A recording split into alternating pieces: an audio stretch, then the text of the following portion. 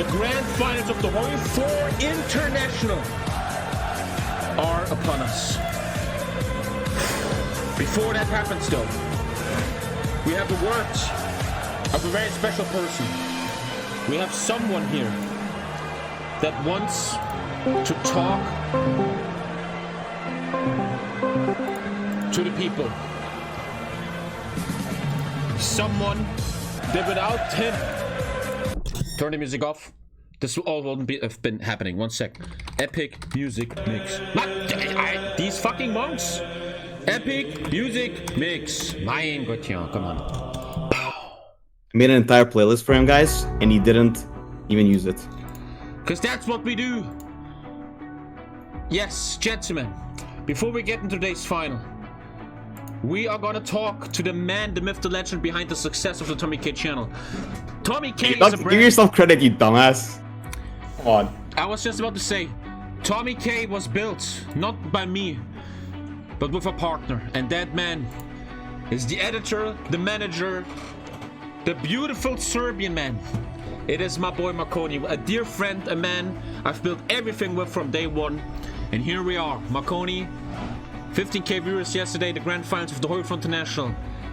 You have to all understand, chat, this man has been doing so much work behind the scene here. You cannot imagine it. It's he didn't sleep at all. Behind his desk, you see all the Serbian drugs. Dude, what? Hey, look to the side again. You look like a football player with that haircut. Look to the side. Oh, look at that. Dude. I've been growing it out for months now. I'm trying something new, okay? I'm trying something new. Something new, the man bun. Yeah, listen, I got bored of my old hair now. As you can see, I have a... Oh, dude, literally, this is what I'm talking about. He didn't eat the entire time on stream, and the one time he eats is when I'm here. He's a piece of shit, he is. Jesus fucking Christ. I'm sorry. Smoking chat. Smoking chat. That's the joke, man. Come on. Smoking chat. Okay, anyways. Is the music too loud? Chat? Is it like, what music is it? I don't know. Some epic music, because you're gonna make an epic speech. Gentleman Marconi asked me before That's a lot of pressure. My God. To have a little speech to all the memers in chat. Marconi, my beautiful brother, the stage is yours. Hey, so I don't know. I'm gonna improvise because let's be honest here, this entire show has been improvising. So that's my take on it. This entire show is improvised. Yeah. So basically, you guys see a lot what happens on the stream. You see the casters, you see Tommy, and you see all the ads, but you actually don't know the people that are behind them, the people that worked on this, because we've been doing this for like a month straight. A lot of people worked on this, and I always want to... It hurts me if these people don't get a shout out, basically. I want to like completely make sure that everyone feels appreciated, because goddamn, we worked our fucking asses off for this shit. I'm not kidding. This is not to make it about myself. I've been the last month I've been working like 12 hours a day. I've been trying to get as many people as possible to make this event a community thing. I never wanted this to be just a Tommy K thing. I always wanted to include as many people as possible. Me and Tommy tried our fucking asses off to make it a HOI4 community thing that we can all like, you know, come together on, you know? The same way like with the multiplayer games that's gonna happen, we wanna like connect the community and we wanna make something, you know, cool. So everyone can actually be part of it. So, first thing, because I never showed this off actually. I wanted to show this off because oh, I never seen this before. Yeah. So look at this. I never even took it off because I never wanted to. But this is the first time I take it off. So this is the play button. Let's be honest here. No one gives a fuck about this shit. They make this stuff for like fucking cheap as fuck in China. But anyways, here it is. Look at that. Cool, man. Wow, I never seen that before. Dude, this is like well deserved, man. That's cool, bro. And honestly, like again, that man. That's a special club. Honestly, I mean, 100 million is a bit harder to get in. You know, we always say it, and it maybe doesn't mean so much to people when we say it, but unironically, it's literally just because of you guys. You guys completely changed, like, mine and Tommy's lives fucking completely. I went from, like, thinking, oh, I'm gonna do university stuff, I had, like, boring-ass, like, normal-ass stuff, to now just being a fucking monkey who, like, just sits here and, like, my legs literally hurt because I've been sitting too much to edit this shit. I know the so, feeling. Listen, as you can see, I'm a degenerate. We both are. But anyways, you're degenerates. And you're ours. So yeah, basically, that's what we have here. I wanted to show that off. And then, yeah, basically, I wrote down some stuff. I have not read it at all because, again, improvising. But yeah, again, we legitimately love you guys. We've been doing this for 3.5 years. You literally changed our lives. Like, on it. Like, that's not a fucking meme. Like, you completely changed it. Okay, now, to talk more about the tournament itself. Not a lot of you remember, but Tommy does, of course. Because in 2017, November or something, we tried to make a HOI4 YouTuber game. Some drama came out of it. We're not going to talk about it. But since like 2017, we've been trying to like get the community together to make like a cool ass event, you know? 2017, we got a few people. It was really small, nothing special. 2018, January, the first HOI4 1v1 tournament won by Prussian Prince that Tommy has mentioned several times. That was also our 2 attempts at actually making a HOI4 white thing, right? Not very successful. You probably could tell. I had like 100 viewers. So, you know. But now, it's been 3.5 years, basically. It's been 3 years. And we finally managed to do it. And it's honestly, failure after failure, we managed to fucking finally happen. And I honestly thank you guys so much. Now, besides that, I wanted to... Now, first of all, Tommy, you're a fucking beast. You know that we're harsh for you. I don't want to seem like we're harsh to you, but you're a fucking beast. This event was great. You fucking did a good job. Honestly, like, I love you, man. You know that. You know that. Too, brother. I love you. And yeah, okay. And obviously, Fabian, you fucking Fabian is a monkey, but he carried semifinals. We couldn't find any co-casters, and he was. I mean, this guy has nothing to do, and he stepped up, man. Big shout out to Fabian. Yeah. Oh yeah. So now I want to actually go through a lot of people that helped a lot through this. First of all, starting off, we're gonna start off with our core group, the people that have been like doing this for like 3 years. Obviously, Tommy and me, because we're on screen right now. But don't forget about Sevi. Sevi has been with us for 3.5 years. He's been doing the graphics, the first ever outro on TommyKay stream, all Sevi. Fucking shout out to Sevi. Give him the fucking heart he deserves, okay? Put it in chat. He does all the thumbnails you see on YouTube. He's the graphics guy. And then another thing, and I don't want to forget my brother, fellow editor, Tony. I love you, Tony. My boy Tony, our second editor. Check out TommyKayVIBE. There's a second channel, yes, and it's getting better and better. Tony, if you watch this, I love you, bro. So that's us. We've been doing this for like 3 years. Tony recently joined, right? But we've been doing this for 3.5 years now, and I mean it's been going okay, right? It's not going bad. Now for the tournament itself, okay? These are some people, you guys are not gonna know the names, but I wanna make sure they fucking know that they helped us make this happen, okay? Robbie, I've known Robbie for 7 years. He's one of my best friends. Wow. Robbie he helped me a lot with this. He's a fucking beast at organizing. Shout out to fucking Robbie. Put it in the chat. And then now, yeah. And then we have Adam, Average Adam, that's his name. He's a student who's been focusing, he's specializing in trying to be, an organizer of esports events and events in general. And he helped us a shit ton. In the last 2 years, I learned more about streaming and OBS than my entire career just from Adam. Swear to God. You're gonna have a lot of new screens next week, guys. That guy teaches me so much. The fucking scene changes and shit. So shout out to Adam. He's gonna put us on his CV, he said. So that, we're helping someone's CV apparently. Let's go. Anyways, obviously Tommy. Then Robbie and Adam helped us organize the tournaments. They helped us make the qualifiers happen. Everything they broadcast stuff and stuff like that. Obviously Tommy and me were also in there. But thank you guys so fucking much. I love both of you. Then we're moving on to content creation and all those ads you see, right? All those ads you see. Now, some of you in chat, fuck you, by the way. Old ads, recycled, ha ha ha, fuck you. Anyways, now that we're out of the way.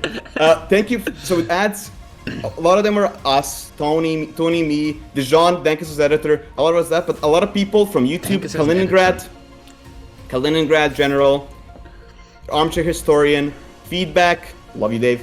Dinostan, Mountain General is a fucking beast. I love that guy. Is such a nice person to work with. Same with Armchair Historian and Kaliningrad General.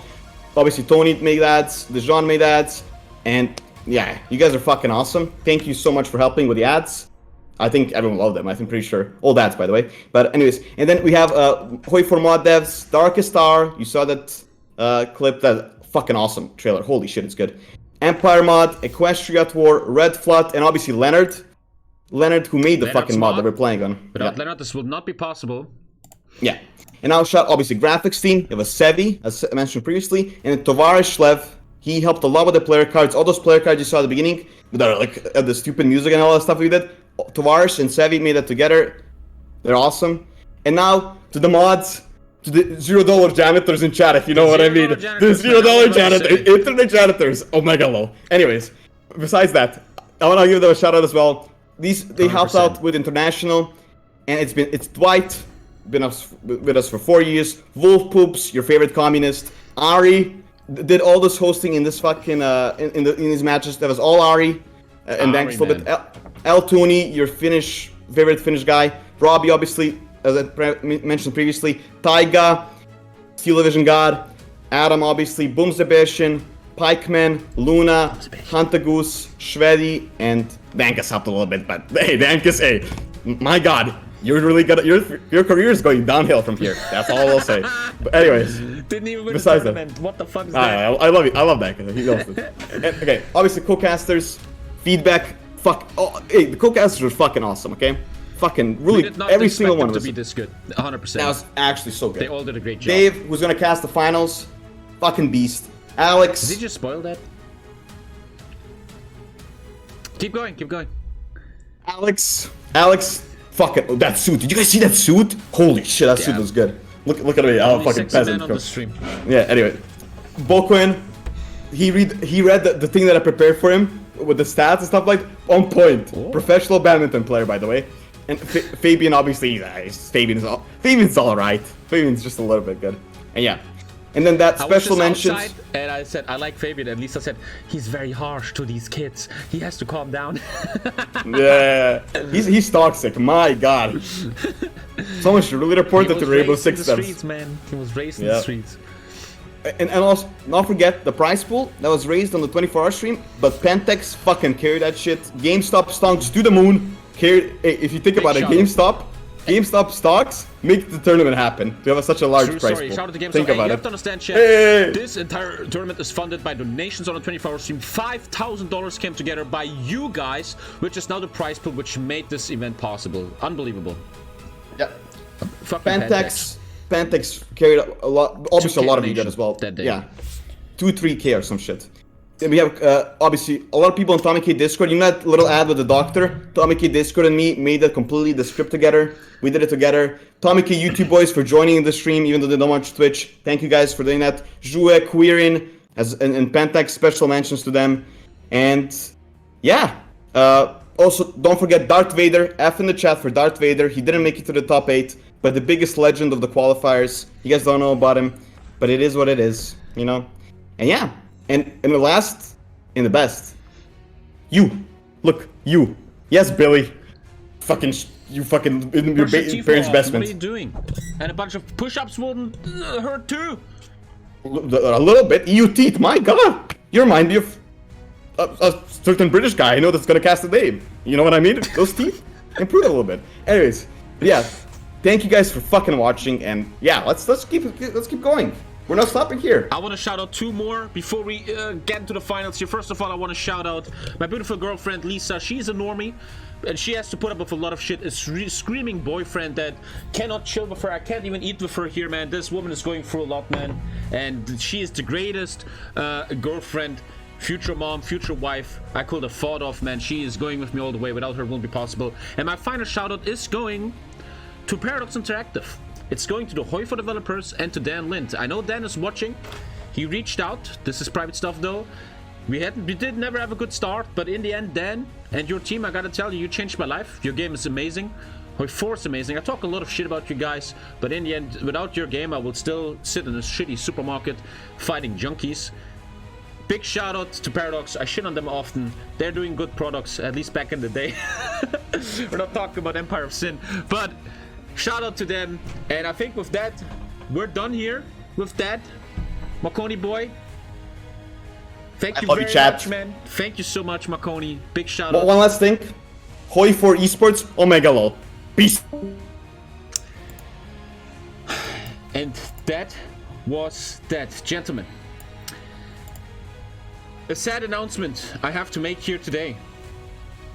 It appears, and it's gonna hurt, chat, that Drew Durnall couldn't make it to the HOI4 International. He's unfortunately not here. He's offline. It's not his fault. The event is going faster than we thought. He is at this moment offline. But A man, a myth, a legend, stepped in to take his place. A man that will do this tournament, this best of 5 final with me. A man that it all started with. My entire channel started talking shit about him just because I wanted his attention. And here we are as good friends. Gentlemen, I present to you and show some fucking love to the fucking legend. The man to cast this final with me. It is my boy. It is Feedback Gaming Dave, the gray silverback gorilla, man. How are you doing, boy? I can't hear you. Wait. Say something. Wait. Hello? You're muted. Oh, he's muted. The production value. Dave, I am. I muted myself. Davey boy. Scuffed. Hey, it's a scuffed true journal, but he's here. And he is beautiful. You have to shave here a bit, man. What is that? Yeah, this is all coming off by the end of today. Dave, it means a lot that you have time to cast this final for me. It started with you, the stream started with you, the tournament started with you, and it ends with you. Dave, are you excited? How do you feel about this final here? I don't know how I feel about being like the second in line after Drew. I don't know. Is this am I a discount Drew? F in the chat for Drew anyway. Oftentimes in life, someone had to step in to take a legendary status. For example, I don't know, but you are here now, Dave. And I'm very excited to be with you. Can we show some love here in chat for Davey boy? Goddamn, Dave, thank you very much. I'm going to switch to full screen because I don't know what the hell is actually going to happen now. Yeah. I feel really weird being on cam too much. Don't worry about that, brother. And I'm going to take a look if the players are ready. We are going to take a look at the bracket scene here. One final time here today. This is the final time we show this graphic. Gentlemen, let's take a look here at the tournament. 7D, the unstoppable force, hasn't lost a single game in the qualifiers and in the tournament. Beating Mumiago quickly. Beating Dankus in a crazy fashion. And now this man from Scotland, oh, Scottish man, is our first finalist here today that we found. Unbelievable job. It's going to be very hard to beat him. He is truly a tournament favorite from the start. Unbelievable. On the other hand, let's take a look at the road of the pride of Russia, Grisha, who 2-0'd Nave on day 1 and today showed great skill in his 2 wins against Marcel. The first one, the closest game we've seen in all tournament, and then Grisha just blitzkrieks the second game. In just 5 minutes, he destroys the game. Unbelievably done. And we have our 2 finalists, 7D and Grisha. We're gonna switch real quick to the co-caster scene to see this beautiful face, even though he doesn't like it. I like your jacket, looks good. Oh, my jacket. Oh, hi. Oh shit, I thought you were talking about Grisha. Yeah. What context do we have to this? This is Russia versus Britain. This we'll is call the it Cold Britain. War, pretty much, huh? It is. I was thinking the one that came to mind straight away was the Crimea War. That's what came to mind. So is it going to be 7D charging? I don't know. Technically, it was the British that were the Light Brigade, weren't it? I don't even know who's who. I just realized Scotland is still part of Britain, still, right? We're going to see about it in the future. Correct. And you are yourself British, and you don't live that far away from Scotland. Dave, No, a bit maybe biased here towards the Doodlesack players. You know what? I'm not going to give away who my favorite is, but if you manage to see a massive shift of stock channel points towards a certain individual, you might have a little bit of a clue who I might be putting my money on. I'll give nothing away. Interesting, gentlemen. Other than that, I don't know what else is gonna stop us here. I think we're ready to talk to the boys. You know 7D, you know Grisha, we don't have to introduce him anymore. If you watch this tournament, Grisha, a young man from Russia, this money will mean a lot to him. Both players already secured 1,000 euros for themselves. The winner taking home, Alhamdulillah, $2,500. What? ISP makes it like a day, but here you also make it in 2 days. Unbelievable. Oh man, I'm excited. And we're gonna find out who takes it home. I think we're ready to go to the final coin toss of this tournament. Uno momento, mi amore. And here we are in the room of the legends. We have Ari, the host, Harry, good job, man. Thank you so much for your work in this tournament, man. No problemo, no problemo. We have 7D, the Menace. Are you here, my boy? I'm here. And we have Grisha here. Right? Mm-hmm. Grisha, you are the younger one. Once again, I think you're choosing the Russian Eagle. Is that true? That's true. And so we go into the final coin flip. And it's gonna be probably the Eagle again. It is the 2! 7D, the one to choose his first nation in this best of 5 series. I love Germany. And so it shall be. Guys, I mean this, man. Good luck to both of you, man. You guys have done an amazing job, man. All the best. And I'm returning to Dave's call. Germany 4 7D. Grisha looked very good last game on Russia, and we're gonna one final time go to the co-caster scene. I just love looking at this guy. I miss him. I hope I see him next year. Minisa, we're actually about to come to the UK this year, but Corona happened, man. And I will have fucking knocked at your door. Let me in! I want to hang out with you. But I've heard that you've got other plans coming up this year that might get in the way of your travels. What? Okay, I was gonna drop a bomb, man. Never mind. I think Dave is pregnant, and he just told me. I don't know. But Dave, are you ready? What are you about to expect in this final? 7D chose Germany. What are we gonna see here, Dave?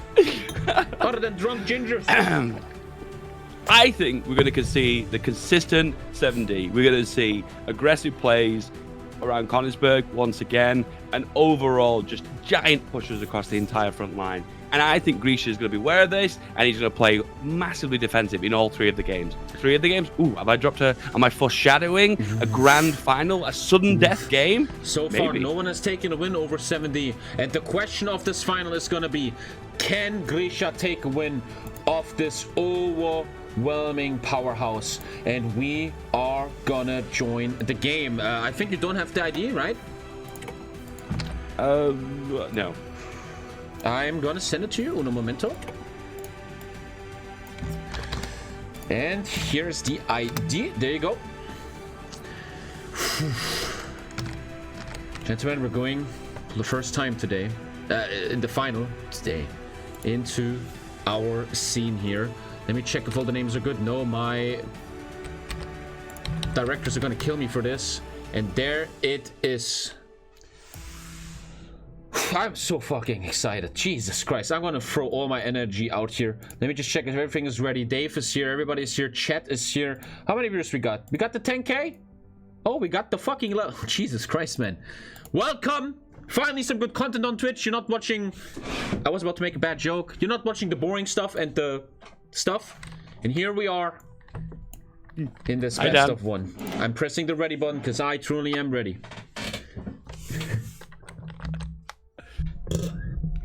I think there already is banter in the chat. We didn't see it, but it looked like they had a back and forth in the chat. You're being toxic to each other. Maybe a mind game by Grisha, who is known for his mind games, and maybe will try to use mind games against the king so far. 7D.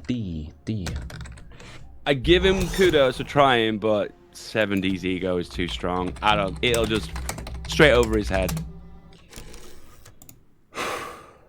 Let's get some music going here. That's a big question. Is the so-called arrogancy of 7D gonna hunt him here today? We will find out. We're in game number 1. 7D chose Germany. Grisha on Russia, representing his home country again. And let's take a look at the opener. 7D moving his infantry to the front line. The tanks are following. Grisha might show us tank memes again, but yeah, he's already going for the meme here. But even Grisha and even 7D, they both have to be nervous here. Don't you think that, Dave? Yeah. So this is going to be a real test, isn't it? Because at the very beginning, the first game with 7D, he showed a little bit of hesitance. He was holding back to begin with. We saw aggressive plays throughout the entirety of the tournament, apart from the very first game. Is 7D vulnerable to stage fright? Are we going to see his reluctant plays here, or is he just going to go balls to the wall? I think he's going to hold back here. If someone can beat 7D, it's Grisha. Grisha, a crazy young man that doesn't care about the rules of society. and other rules, and he is already just warming up. He takes his tanks, he clicks around in a circle, he's just checking out how fast his tanks are driving. No position yet. We are seeing a very weak opener in the north by Germany, only 4 tanks at the north front line, and we see a heavy south opener. He only shows 2 tanks here, beautifully done, faking the 4 tanks in the south, but behind that is a huge, actually showing another 2 tanks in G.O.A.T, and 8 tanks plus 4 at the Lvov encirclement. What is Grisha doing? And here comes the basic Grisha spread. There it is. He always does that. 2 tanks each tile, spreads them out. And we're gonna see. Now he's switching again. He's going back to Moscow. I don't know yet what he's up to. Is he smelling the south here? No, he stands in Muzir. I have to have the timer ready. Every game 30 minutes. I've got to give it to them here, though, because he is bluffing. Because right now, 7D's probably thinking, I see no divisions on the front line. And Ryan doesn't really understand HOI4. You only see those divisions if they're connected directly to the front. Exactly. So far, Grisha's not given away a single tank division. As you see, viewers, a lot of normies are watching today. I don't know HOI4. He cannot see a single tank division of his enemy. He keeps them behind the front line. 7D knows nothing about his enemy's position just yet. And the game is just about to start very soon. I'm already smelling maybe when Grisha opens up like this. Now he shows 4 tanks. When Grisha opens up like this, he goes for the rush, the 32 tank rush, which worked against Marcel in game number 2, but against a monster like 7D, we're gonna find out. Gentlemen, like, I'm ready. Yep, this looks like an aggressive start for Grisha. A lot of the tanks are positioned in the north, where we have this beautiful spread by 7D. 8 in the center, 4 in the north. It's he's prepared for everything. I think we're going to see a very rare defensive 7D. Maybe I was right. Maybe there's going to be some stage fright here. Maybe Grisha's going to be in control to begin with. Let's see. It's going to be insane. These guys must be under a lot of pressure. 13,000 viewers, $2,500 on the line. It's going to be insane. The autosave is commencing. Both players really taking their time. We wrote in February. And this game should start very soon. Apparently my stream title is wrong. No, this is what the fuck are you saying? Stream title is good, idiot. Chat. Still waiting for the game to start. Let's take a look at the build-up of Grisha again. Still moving around when he's dancing around. Maybe back in the day when I played StarCraft, people would play around with their drones and workers in the beginning bit to warm up, to get into the micromanagement. Maybe that's what he's doing here. Maybe he just wants to meme a bit. And Grisha is going to the bathroom real quick, apparently. These are all mind games. He's making 7D wait. 7D also now with an adjustment. It's like they can smell each other. Oh yeah, sending more tanks north. Some people could call the stream sniping, others could call it game sense. But both players have to stream their screens here. We have organizers behind that check that these guys are not cheating, stream sniping, anything. They are being watched by the KGB themselves, do not worry. And Grisha is on the bathroom. Might be nervous, might have some poop attacks here. The suspense is hot. A possible best of 5. If someone gets the 3-0, the game is over in 3. The ultimate mind game would be to induce a poop attack through the tension. Oh, I will probably have a real one. That would be the meta. The new meta. That would be the meta. I had a lot of apple cake from my mom today. I hope I don't get triggered too soon. You might be a commentator down. My name is Dave. We have a not moving picture and we're just going to keep casting. Who's the betting favorite? 22 million points for 79 million points for Grisha. That's by far the biggest bet my stream ever had. That is 30 million channel points in. Don't forget, the first one to have 100 million points gets a free t-shirt, by the way. People are getting close. Woo. The bookies' favorite, definitely 7D. Exactly. The undefeated, the Scottish warrior, the charge of the Light Brigade. 7D. I'm 1/4 Scottish. Many people don't know that from my father's side.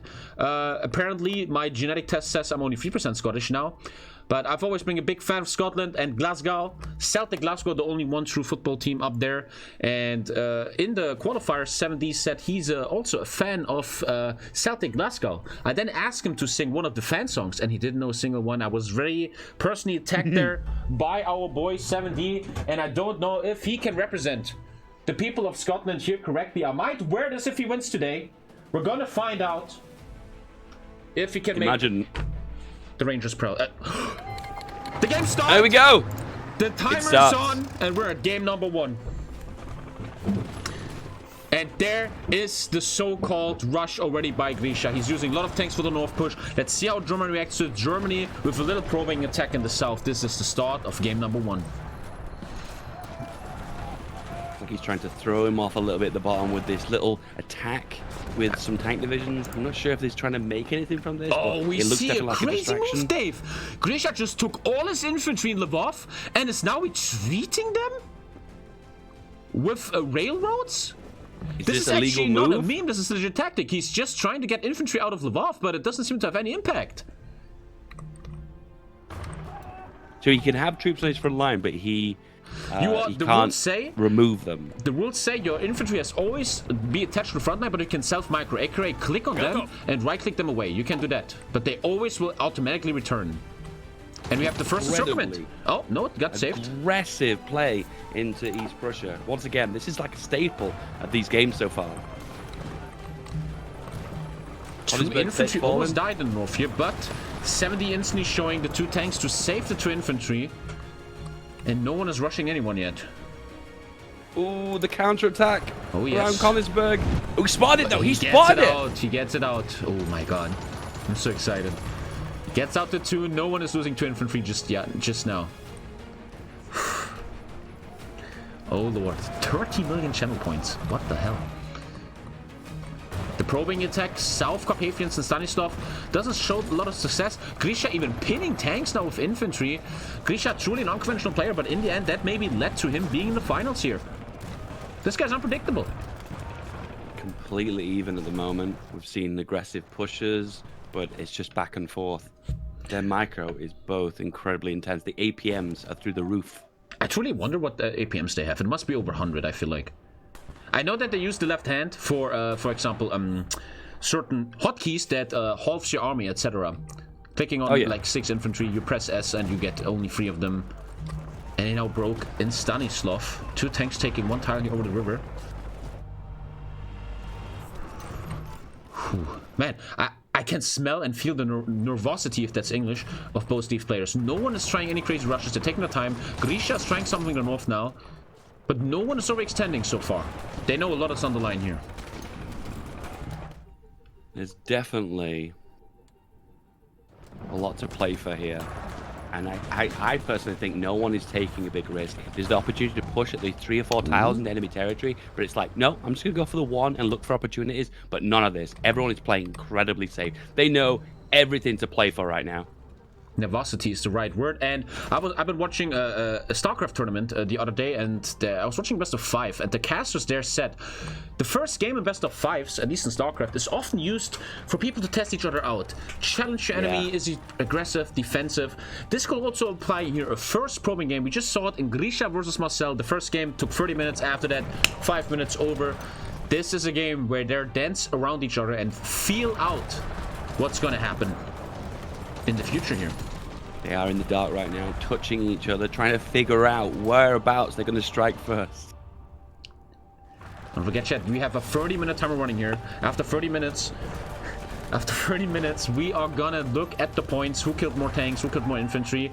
We still have 26 minutes left, but this time, gentlemen, 70 ain't taking the game in just 5 minutes as he did against Dankus. This is already looking good. Grisha is not getting overwhelmed by 70. And the first opportunity for encirclement in the center. In the center? Carpathian Mountains, trying to get those 6 infantry divisions. I don't think Grisha spotted it. Oh, yes. It might. Yeah, the bubble is red for Russia. He's not spotting it. The attack is coming from the east. 120 battle wolf. This might be taken, and the first 5 infantry might be taken for 7D. We don't see the micro from Grisha. He's not retreating the 5 infantry. And something just died in the middle. I didn't pay attention to it. What did he just kill? A bunch of infantry was killed here in Radum. You cannot blink on these guys. I will have to zoom out a lot. The encirclement seems to not happening. Tanks do not do so well in mountains. They have a minus 50% terrain debuff. Ain't looking that good. It is 8 infantry divisions that have disappeared so far. 8. We have a slight disadvantage now for 7D. Gentlemen, I gotta tell you, for the first time here, we see 7D behind in points. He is down 8 points. It is actually possible to do this to him. The undefeatable is actually defeatable. There are weak spots he can poke into, and he's hitting all those points right now. Man, I feel for Grisha, man. This is a very, very young man from humble. Ooh, another. What? Did 2 tanks just die? Yes, this is going so quick. Grisha killed 2 tanks west of Lublin here. 2 tanks taken. So quick. South of Radom, he took the 2 tanks. I couldn't even see it. I gotta drink some G Fuel here to keep up. Not sponsored, by the way. Don't buy it. What flavor are you drinking? Drinking the German flavor, if you know what I mean, brother. Unbelievable. 2 tanks. Truly the first time we see our boy 7D behind a bit. He is getting shaken for the first time. You are talking about stage fright. I don't know how much that plays in here. He's trying so hard to get this encirclement, doesn't get it. I don't know how much stage fright plays into this, but for the first time, and I am shocked by it, we see 7D in the disadvantage here. 24 minutes left. We're back in the probing phase as we always are. Free infantry going down now for Grisha. Nice encirclement. He finally gets it. He invests a lot of time here. These 2 tanks tried very hard to get this encirclement. And 7D is taking the 3 points. Whew. We're still back. Yes, excuse me. Yeah, the gains are incredibly small. Nothing happening in the south. Little pincer movements in the middle, but at the top, it's all to play for. But surprisingly, the least amount of tanks and infantry being lost has actually been in the north. That is where all the action is at the moment, and it's all to play for in this northern position. And as I wanted to say before, I really feel with Grisha, a young man from humble beginnings. Oh my god, the north, I was just about talking him, and he kills about 2 tanks and 2 infantry. Are you kidding me? What is going on here? It looks like Grisha is on Russia. I'm not making a mistake. Jesus, I was just about to say this is a kid from humble beginnings. To him, 2.5k euros are a lot in rubles. That's like half the country's GDP, and he can do a lot with this money. And he just made a big step toward it by killing another 2 tanks. Jeez.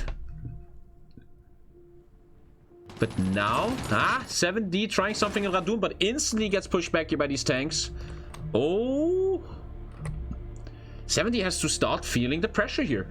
We have still a lot of time left, 22 minutes, but 7D for the first time in his life, at least in the qualifiers that I've seen, and the tournament, behind. Crazy start here in the finals, as the Russian tanks are taking Krakow, and they are looking for more encirclements here in eastern Poland, into Lodz. As before, we've seen the best strategy seems to be the ones that are the most safe, just chipping a few divisions here, there, and everywhere. But it's all to play for. 7D right now may be behind about 4 or 5 tanks and about 10 infantry divisions, but overall, that's just about 5% of his total divisions. So at the moment, he's not giving up. He's still pushing, and he's still bashing into their front line. And it looks like something is forming here in Lodz. Oh, we might see something big here. Tarnov might be dying. The green bubble is for Germany. The infantry tries to save it. But if the green bubble falls, the pin is there. 4 Russian tanks. Beautiful defense by Grisha. That is a beautiful defense. Wow. The ton of defense by Grisha. The 4 tanks saving a disaster while Grisha takes the north. Encircles Danzig, takes more infantry. We're getting close to German borders here. And Nave is not finding the encirclements that he's looking for. Oh, jeez, Lees. I would have not expected a game like this. Once again, we see 7D looking for certain scenarios, but every time he tries to do something, something happens to him double. And did I say Nave? I'm sorry. I always have Nave in Germany in my brain. I don't know why. Nave, you had a very big impact on my brain here. But unfortunately, in the final, and 7D is playing Germany here, and he is looking for his moves. It feels like 7D is fighting 7D here. For the first time, what he did to other players is happening to him now. Nath playing that duping game, getting inside of Tommy's head, affecting his commentary. There's a lot of mind games in this tournament here, and we are trying to make the viewers use their primes. It's very hard to use these mind games as we are looking at these crazy games. We're now back in a probing phase. I'm going to start calling them probing phase. A phase where there's no threats of encirclements and people are just looking for these moments, looking for the opportunities for big encirclements here. You might see something happening in Danzig. This could be something big. Warsaw, an opportunity. He's trying to get a bigger encirclement, and he's been denied. He's been pushed back over the here river. by the 4. Careful though with these 2 Russian tanks. They're supported by 3 behind, 2 behind. The German tanks cannot make anything happen in Danzig. Grisha is just always ready to react, and he's doing beautiful here. This young man is truly showing that he belongs in this tournament. And he's the first one in this tournament that puts 7D on defense. It's great to see.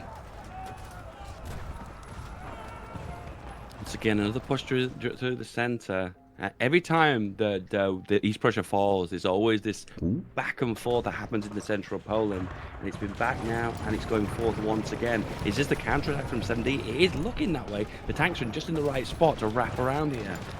But once again, he gets denied. These are so many examples that show how good Grisha is playing here. You see the 2 German tanks taking the 2 provinces here. They're looking for something big, but Grisha's just there. Like he can look in the future. The tanks are there. They push it back, and Germany, you are gone. Yes, you might take my 4 infantry. The 4 points here for 7D. But he is down 4 tanks compared to Grisha. And he needs to make more happening. 4 infantry lost in the north there. Exactly. Oh, Grisha 7D is slowly pushing this one back. Another free press off in the middle here. Some infantry losses for Grisha now. I was talking to Fabian about this in the game before. This is best of 5. These guys have been playing all day yesterday. They have been playing 1 semi-final best of 3 today. This will really come down a lot to who has more attention span. Another free infantry taken in Danzig. Who can stay sharp for 5 games possibly here for this best of 5 series with the pressure of thousands of viewers, the money, the prestige. True men are shaped here today in this final, gentlemen. And only an alpha will emerge in the end. I had to make the alpha analogy, Dave, man. I had to do it. And we're back in the probing phase. What is the timer saying? We're looking at 70-55, the first third over so far. If we take a look at the points, Grisha in the lead. I wouldn't even use the word slightly. He is at 4 tanks and a bunch of infantry. I lost my math partner, Fabian, at 7 infantry. He's ahead. The game is still looking very, very good for Grisha here. But in the last moments, we've seen some slip-ups. He got 3 infantry encirclements against him. And let's hope that that attention span issue we talked about is not gonna be to his demise in the end. And here we are, testing each other out, feeling each other out.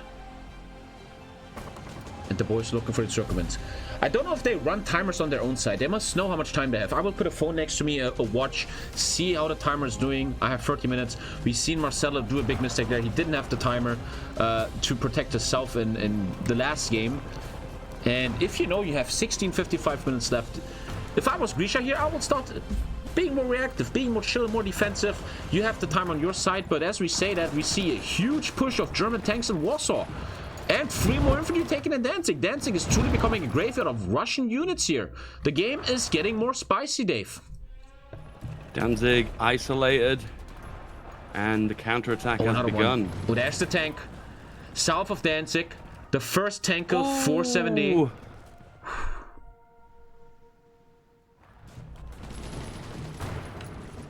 He could make something good happen in the south of Allenstein. I think he just saved the tank! He just saved the tank with 3 tanks going to Turun. Oh lord!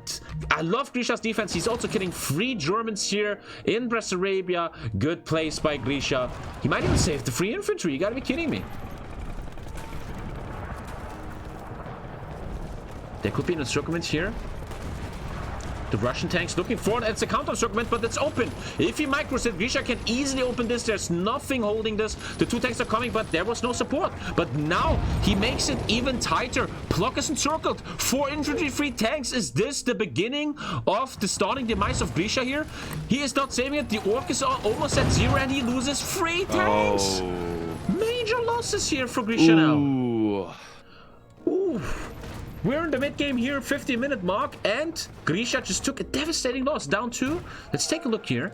We have 28 German tanks, and I just need to learn how to cast. 29 Russian tanks, still 1 tank ahead. But that was not good for him. He cannot have liked that.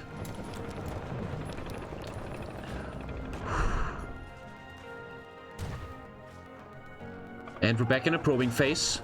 Grisha cannot have liked that. What's very important is when bad things happen to you in an esports scenario, you gotta stay calm. When bad things happen to you in real life, you gotta stay calm. Life is gonna get better if you have the skill for it. If not, it just goes downhill, oh god. And you're gonna become a TikToker probably. And Grisha has to make sure he's not becoming the TikToker of HOI4 here and be of the receiving end. And there we go. That's a huge one. That's the biggest one we've seen so far. How much is that? I cannot see this, but this 12 infantry divisions. Oh, 12 infantry divisions. Yes, Grisha might be losing 2 in the north. Oh, 2 tanks though. Taken here, beautifully protected by a nice wall of tanks. And Grisha might have taken 12 infantry, but he cannot like losing 2 tanks and 3 infantry here. Oh, I love man. the strategy. I love when they sacrifice the infantry and just keep the tanks around. Because at the end of the day, the tanks are way more flexible. So losing a few infantry, yeah, you can deal with that. It's hard because your front line is going to be thinner. But the truth is that if you keep holding your tanks, that's where you're doing all the damage. Then you can keep making encirclements. And eventually, if you have a tank advantage, you're going to win this game. Exactly, Dave. And even though he kills 12 Germans, he lost 2 tanks. I don't know if it's a good trade point-wise.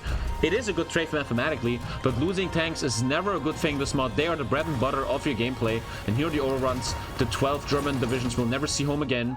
And they are now just stats. Just like in real life, they were. And now in the north, the Russian tanks trying something crazy here. We all know that these 2 tank snakes are very scary, but we see the professionality of Grisha. He doesn't go further. Thanks me, because he will keep going, but he stays. And oh no! As we just said, it's the 2 tank snakes that seem to be the demise of so many players. Another 2 tanks down for Grisha. He cannot like that. And yes, he is face to face with our boy 7D, but 7D in the mid game here, 13 minutes left, is actually making great returns. And in the meantime, in the south, Dave, you see that? What I feel Grisha understands, he can never keep up with the micro of 7D. So what he's doing is just trying to make little pushes in different areas, areas that 7D may not necessarily be focusing on, to try and keep his attention from north to south, north to south. And to be honest, it's working. Yeah, he just had some more infantry kills here. Let's take a look at Germany's infantry. 78 against Russia's 95. The infantry is looking very, very good for Grisha. But the tanks, as I'm just talking about it, the is encircled again. 3 tanks just devastated, gone, reduced to ashes. Yes, he gets the infantry kills in Romania, but the tank count, 22 tanks left against 28. He was leading in tanks, and now he's 6 tanks behind. Oh, Lord. I was hoping for a Grisha win here to make this spicy, but it looks like 7D truly coming back. Yes, Grisha keeps going. He's gonna another 6 infantry in the south lost for 7D. Yes, we're gonna see Russians see the Turkish border here. Let's hope they don't have any women in their tanks. It wouldn't be nice there. But the infantry keeps getting slaughtered here. G.O.A.T losing 4 German divisions, while Grisha loses 3 in the north. I feel like... Do you have the same feeling, Dave, that this is still very even? Even though the numbers are going down for Grisha, he is still very much in this game. Very true, Tommy. I feel like we're seeing a replay of World War II here, and we're seeing the Soviet Union plowing to Romania, and the Romanians have decided, you know what, we're going to join their side right now. We have a firm, strong hold on that southern front line now. Someone that's not joining the south anymore is these 2 Russian tanks in Allenstein that just got encircled. 7D is just so good at protecting these encirclements with beautiful tanks behind him, and another 2 tanks down. This is gonna start looking very grim for Grisha, who's down to 20 tanks. He's almost 30 infantry ahead, and he's trying a big move from Lvov now. But the tank count ain't looking good for our Russian player here. And the Lvov encirclement is going to happen here. Germany gets the encircle, and the tank just got teleported into these and just dies now unorked. Another tank down. It's starting to look dark now. Oh, Lord. Oh. Whoa, 70! 70! We will find out today if the D stands for defeat. Getting 2 tanks killed. Grisha is still alive and breathing. Trying to He makes sure the opening doesn't happen. Save it? Nope. Didn't save it, and there it is. The counter here, we have 26 tanks versus 18. Grisha still far behind in tanks. What do we have here? We have the Soviets south. encroaching on Greek borders. The south, Dave. We are at the Turkish border. More infantry getting killed. This is making the front line very, very thick, though. Gotta be very careful with that. But I love this. I think this is genius. Grisha is ahead in infantry, and he makes a big front line, which means that the 64 remaining infantry divisions of Germany cannot hold the entire front line. I don't know if this is planned, but it looks very clever. It's an incredibly thin front line now for the German player. We're looking at 1 division among the front line here with the odd 2. But Germany does not care about this. He's running through the north as we speak. He is taking the Baltics. So where all Grisha's micro is happening in the south, 7D's like, fuck it. We've got more tanks than you. We're just going to keep plowing back into north and the center. And eventually, this is going to collapse in on itself. Exactly. No one cares about that infantry. At least Germany doesn't right now. He just kills another tank here. Looks for nice little encirclements in the north. I don't know who is the favorite of these trades, but I don't think it's Grisha. The infantry is going down, but oh, this is a devastating encirclement. They've just said it. Grisha seems to be microing in the south against a bunch of infantry, and he just lost another 3 tanks. 1 tank north of Souvlaki, and this is devastating tank losses, down to 12 tanks. Less than half tanks than Germany. It looks like 70 made the comeback here from the early game and is the favorite once again to take a game here in game number 1. Encirclements, great. But at the end of the day, what's good is to do if you can never make any more if you've got no tanks? It's a waste. Exactly. This is looking very grim now for our Russian player. He needs to come up with a final idea. Let's take a look what he does with his tanks. All his tanks, while they're being encircled in Lvov, the tanks are still around in the middle, but Germany just seems more and more overwhelming with these tanks. Well, everywhere we look, we see Russian tanks dying. And unlike in real life, they can't just produce more of them. You have 32, and that's all you have today. That is all you have. And I think the game has been called. Oh. The game has been called. Grisha is calling GG here in game number 1. And ladies and gentlemen, we have 70 coming back after losing the early game, the first 12 minutes, to take game number 1. GG! Wait, that is no. What the fuck? That was the biggest misclick of the tournament. I had seen nothing. Jesus Christ. And oh my god. That was game number 1, boys. Game number 1 has been done here. 70 taking it. Rigged and scripted. We have 2 scenes prepared for whoever wins, you monkeys. Oh my lord. Is music too loud? Dave, what are your feelings about game number 1 here? I thought I really saw Grisha ahead, and then this happened.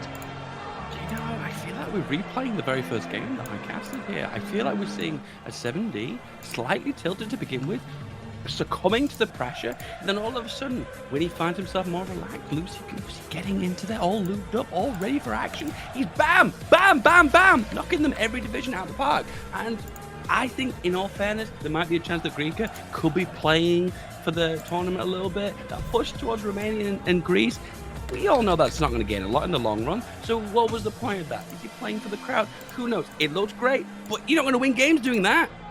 I think what we've seen here in this game, though, is that 70 for the first time was under some pressure. I loved seeing that. 12 minutes, he was not winning this game. And as we're joining the second game here, 70 has shown a weakness. Yes, he takes game number 1, but he has shown he's just a human after all. A very good human, a human that truly seems to be ahead of everybody else here.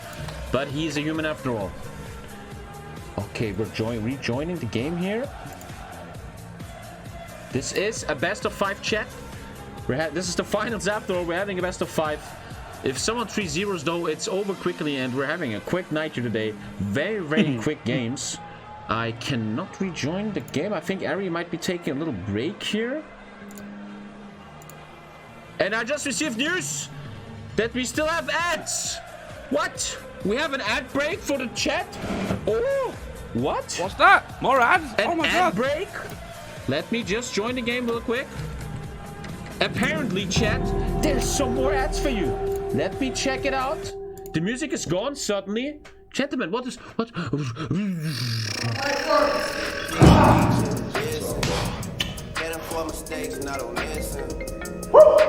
No mercy. No mercy this year. Let's get it.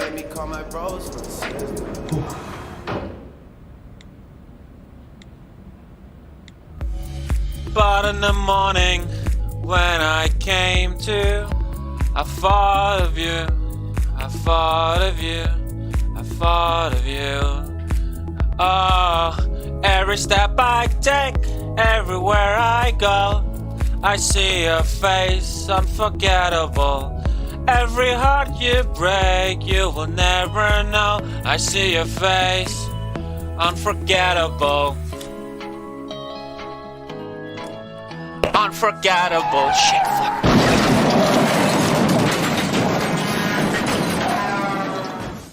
Twitch chat, I need you to pay attention. This is a public service announcement in respect for all those that have wasted their Prime. Those who use Prime on streamers that just don't stream. Those who use Prime on streamers that aren't entertaining.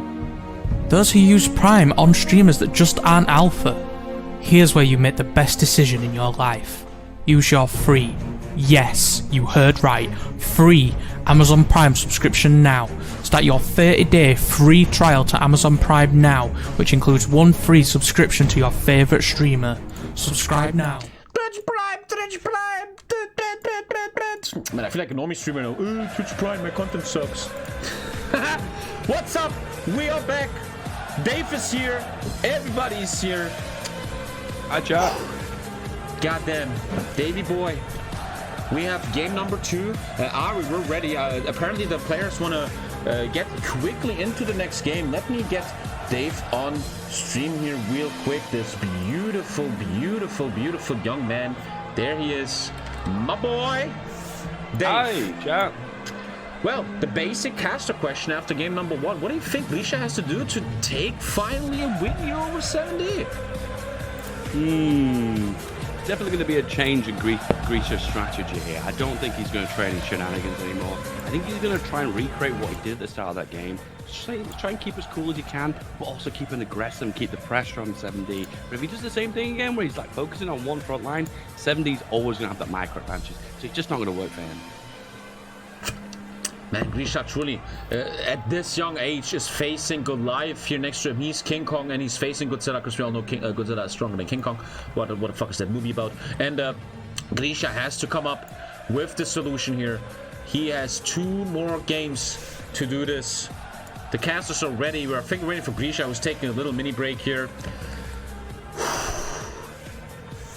Those were fantastic commercials. Did you enjoy those? These commercials are insane.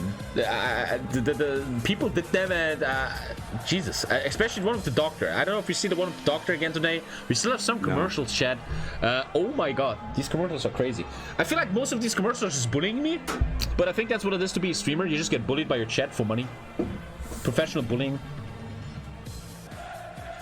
What's behind that door? Where are you? Nothing. Is that You saw a bat nothing. behind You saw nothing. You saw nothing. Is that a bat behind you? It's a mattress, yes, against That's the like wall. 20 layers of mattress. I have a mattress like this. You have like a whole house of mattress. Yeah, man. It's like it has a double use. You can have like people sleep on it, and it also like absorbs sound, so it makes the room more. Ah, you're not sleeping on that. You're using it for sounds. Kind of sometimes. When he has his crazy poker nights, where he plays poker all night. Gentlemen, we're waiting for game number 2.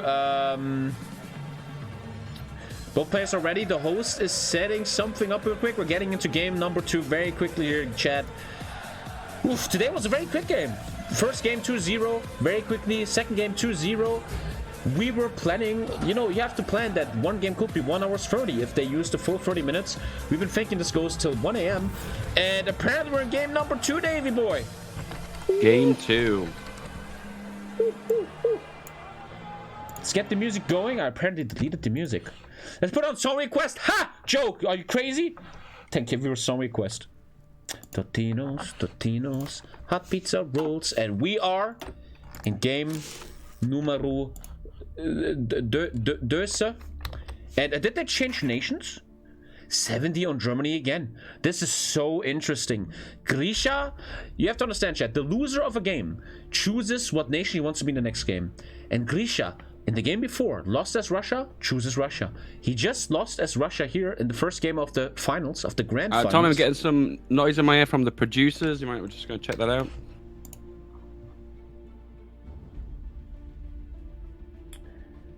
Okie dokie.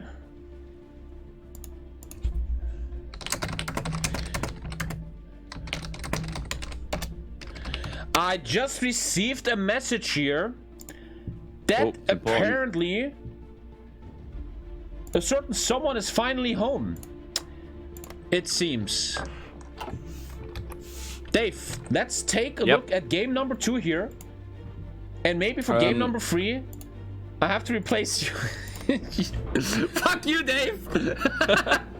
I'm sorry, I hope you understand. We waited for that guy. No, that's cool. That's cool. We could give him one game. That'd be sick. It seems I really enjoyed it. Woke up. But we're still here with my boy, my friend, Feedback Gaming, and Grisha choosing Russia again. Dave, what are your feelings about Grisha always choosing Russia? Is it him being a kid, he wants to represent his country, or does he truly have tactics? In game number 2 with Marcel, he showed he has the tactics. He beat him. Is he gonna? What do you think about this? Dave, what do you think about chat's idea of having the free casters together? Or do you want to take a break? Up to you, man. But eventually, it could work. I don't know. It's up to you. Well, let's do it. Chat. Oh, timer. Let's do it, Dave. Let's do it. I don't want to disrespect you, man. You're my brother. We're gonna have free casters in game number 3. We're gonna have a special guest, Daniel Cormier over here. And gentlemen, we are in game number 2. Grisha is down 1 game and he has to make it good. He is once again getting all his tanks in the north. No center-south protection. 70 ready for it. We see the Zergling army here north. He is ready. Otherwise, he has 2 in the south. Another 6 here at Lvov. He's looking for easy little infantry kills. Grisha playing Russia again. He's proud of his country and he wants to represent it here on the big stage. And we are in game number 2. Action again happening in the north. Oh my goodness, the blitzkrieg. Oh! 4 infantry. It's happening once again.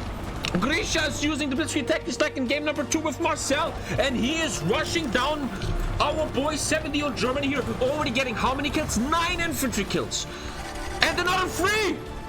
Grisha says, you want to make this quick? Let's make it quick. You think Germany invented blitzkrieg? I invented blitzkrieg. And here he is with the massive kills.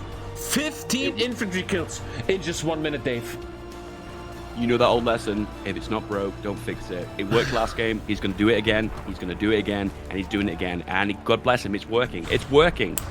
If you just joined, people off the chat, in the game before the semifinals, Grisha was facing Marcel. He lost the first game, and this is exactly what he did in the second game. Rushing his enemy down, and it seems to work. 15 dead infantry units here. But we've seen in the last game, in the first game of the grand final, that 7D has the skill and the willpower to come back from this. He's not microing the south. He is too busy here in the north.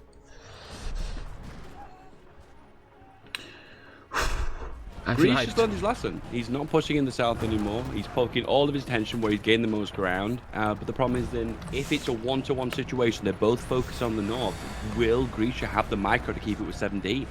From the past, it doesn't look like it. And that is what esports and life itself, young viewers, is truly about. It's about learning lessons. Everybody loses. The question is, will you lose again and be an idiot about it, or are you going to learn? And that is the big question that Grisha has to answer here today on the big stage. Did he learn from game number 1? Already the 15 kills. Beautifully done. He just has to stay patient now. Not fall apart. Another 3 kills. Instantly. Grisha looking once again very good here in the early game. Whew. I think 7D's learned what to do in this situation, because this push, this momentum doesn't feel as strong as it did. Trust me, it works, but I'm not feeling that momentum. He hasn't pushed all the way to the Warsaw River like he did before. I have a feeling 7D is countering him. Do we have technical difficulties? We do not have technical difficulties. Everything is still good. And we are back. And what is the chat? The probing phase. The probing phase is back. The players do not show any big threat of encirclements. They're feeling each other out. But I'm saying that, and 70 says, Tommy, shut up. I'm just killing 5 infantry of Russia and Lublin. Yeah, Tommy, shut up. 5 divisions encircled. What is happening? What is actually happening? It is that 70 shows a sign of life here in game number 2 with the 6 infantry kills, excuse me, against Grisha. Grisha still ahead a little bit in points here with the infantry kills, but this means nothing. We're 26 minutes left here in game number 2, and so much can still happen. And I personally feel like, and I think you will agree with me, and everybody agrees with me, the longer a game goes, the more 70 shines, the more 70 shows the skill level. And that is scary. But he loses another 2 infantry. It's not 2-dimensional, it's not 3-dimensional, it's 70. How long did you prepare that one? Jesus Christ. Oh my god. You were like the king of jokes in this. Feedback gaming, as he says it, we see the first tank going down this game. Apparently, Königsberg has been taken. 1 tank is down. 70 ain't making no prisoners. He's instantly trying to deorganize this tank. It shouldn't be saved, I think. It doesn't look like it. Let's take a look at Russia. He has the green bubble. The 2 German tanks are defending too well. The orc of the tank goes down. And ladies and gentlemen, we have our first tank kill here for Russia. Oof, oof, oof. 70 back in the game. This is the same story as last time. Grisha has the strong opener, and then 70 just slowly comes back. 70 again, very low on infantry, doesn't care. This is almost scripted. Is this pre-recorded? They have very good analysis here about the game, very true. And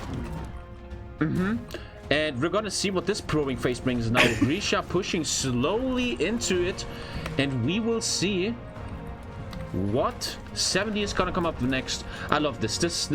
You have to understand, shit. I've been watching these games for months now in the qualifiers and in the training matches. Sometimes I was taking days off and I was just watching training matches. The skill level has risen so immensely. You cannot imagine it. I've watched Grisha a lot. 70. These guys are getting better and better and better. It is so cool to watch this. It's like seeing your child walk for the first time. He then becomes a HOI4 player and you kind of get sad that he doesn't get a real job. But at least he can walk, and that's what we see here today. These guys have learned walking and they're running at this point. And we have a run in the center here. We've got a run in the north here. There's these little pockets opening all across the map. Maybe the best casting in tournament history here seen on Twitch, with the greatest jokes and the sexiest casters. But sexiness doesn't win you trophies here. It is skill. And the probing phase is getting hotter. Ultimate combination. Saxon meets Anglo-Saxon live on Twitch TV. 10,000 viewers almost. True, man. We're probably related in some way. Well, all humans are related in some way, right? Yeah. The question is, how related is Grisha to 70 here? And can he use the genetic codes to understand the tactics of his enemy? The probing phase still going on. They're just feeling each other out. The south seems very patient. The 2 German tanks are securing this position. The 4 infantry will not be taken. What is the time saying? We're still in the early game. I always feel like the first 10 minutes are the early game. And the early game looking good. Grisha is not getting any more tanks. He's not allowing them to die. 99 infantry on Germany, 110 infantry on Russia. I think point-wise we have Grisha ahead here just a slight little bit. Grisha is holding pretty firm. And he's closing the 4 infantry circle we just talked about. The 4 German tanks apparently not enough to hold this. Now just 2 tanks. The other 2 must have gone to vacation on Mallorca, where a lot of Germans are chilling right now. They have not saved the rest of the population. Very real anecdote. Damn, I'm just on fire right now. Jeez. A full capitulation of the sunbears in front of the pool. The Germans have really stated their control here. And we all know German tourists and English tourists are both the worst in the world. Here they are together as tourists watching this amazing game. We're very privileged. The probing phase still going on. We're getting close to the 22-minute mark here. And not much is happening. The 4 infantry has died, yes. We have 70s Germany down on 95 infantry.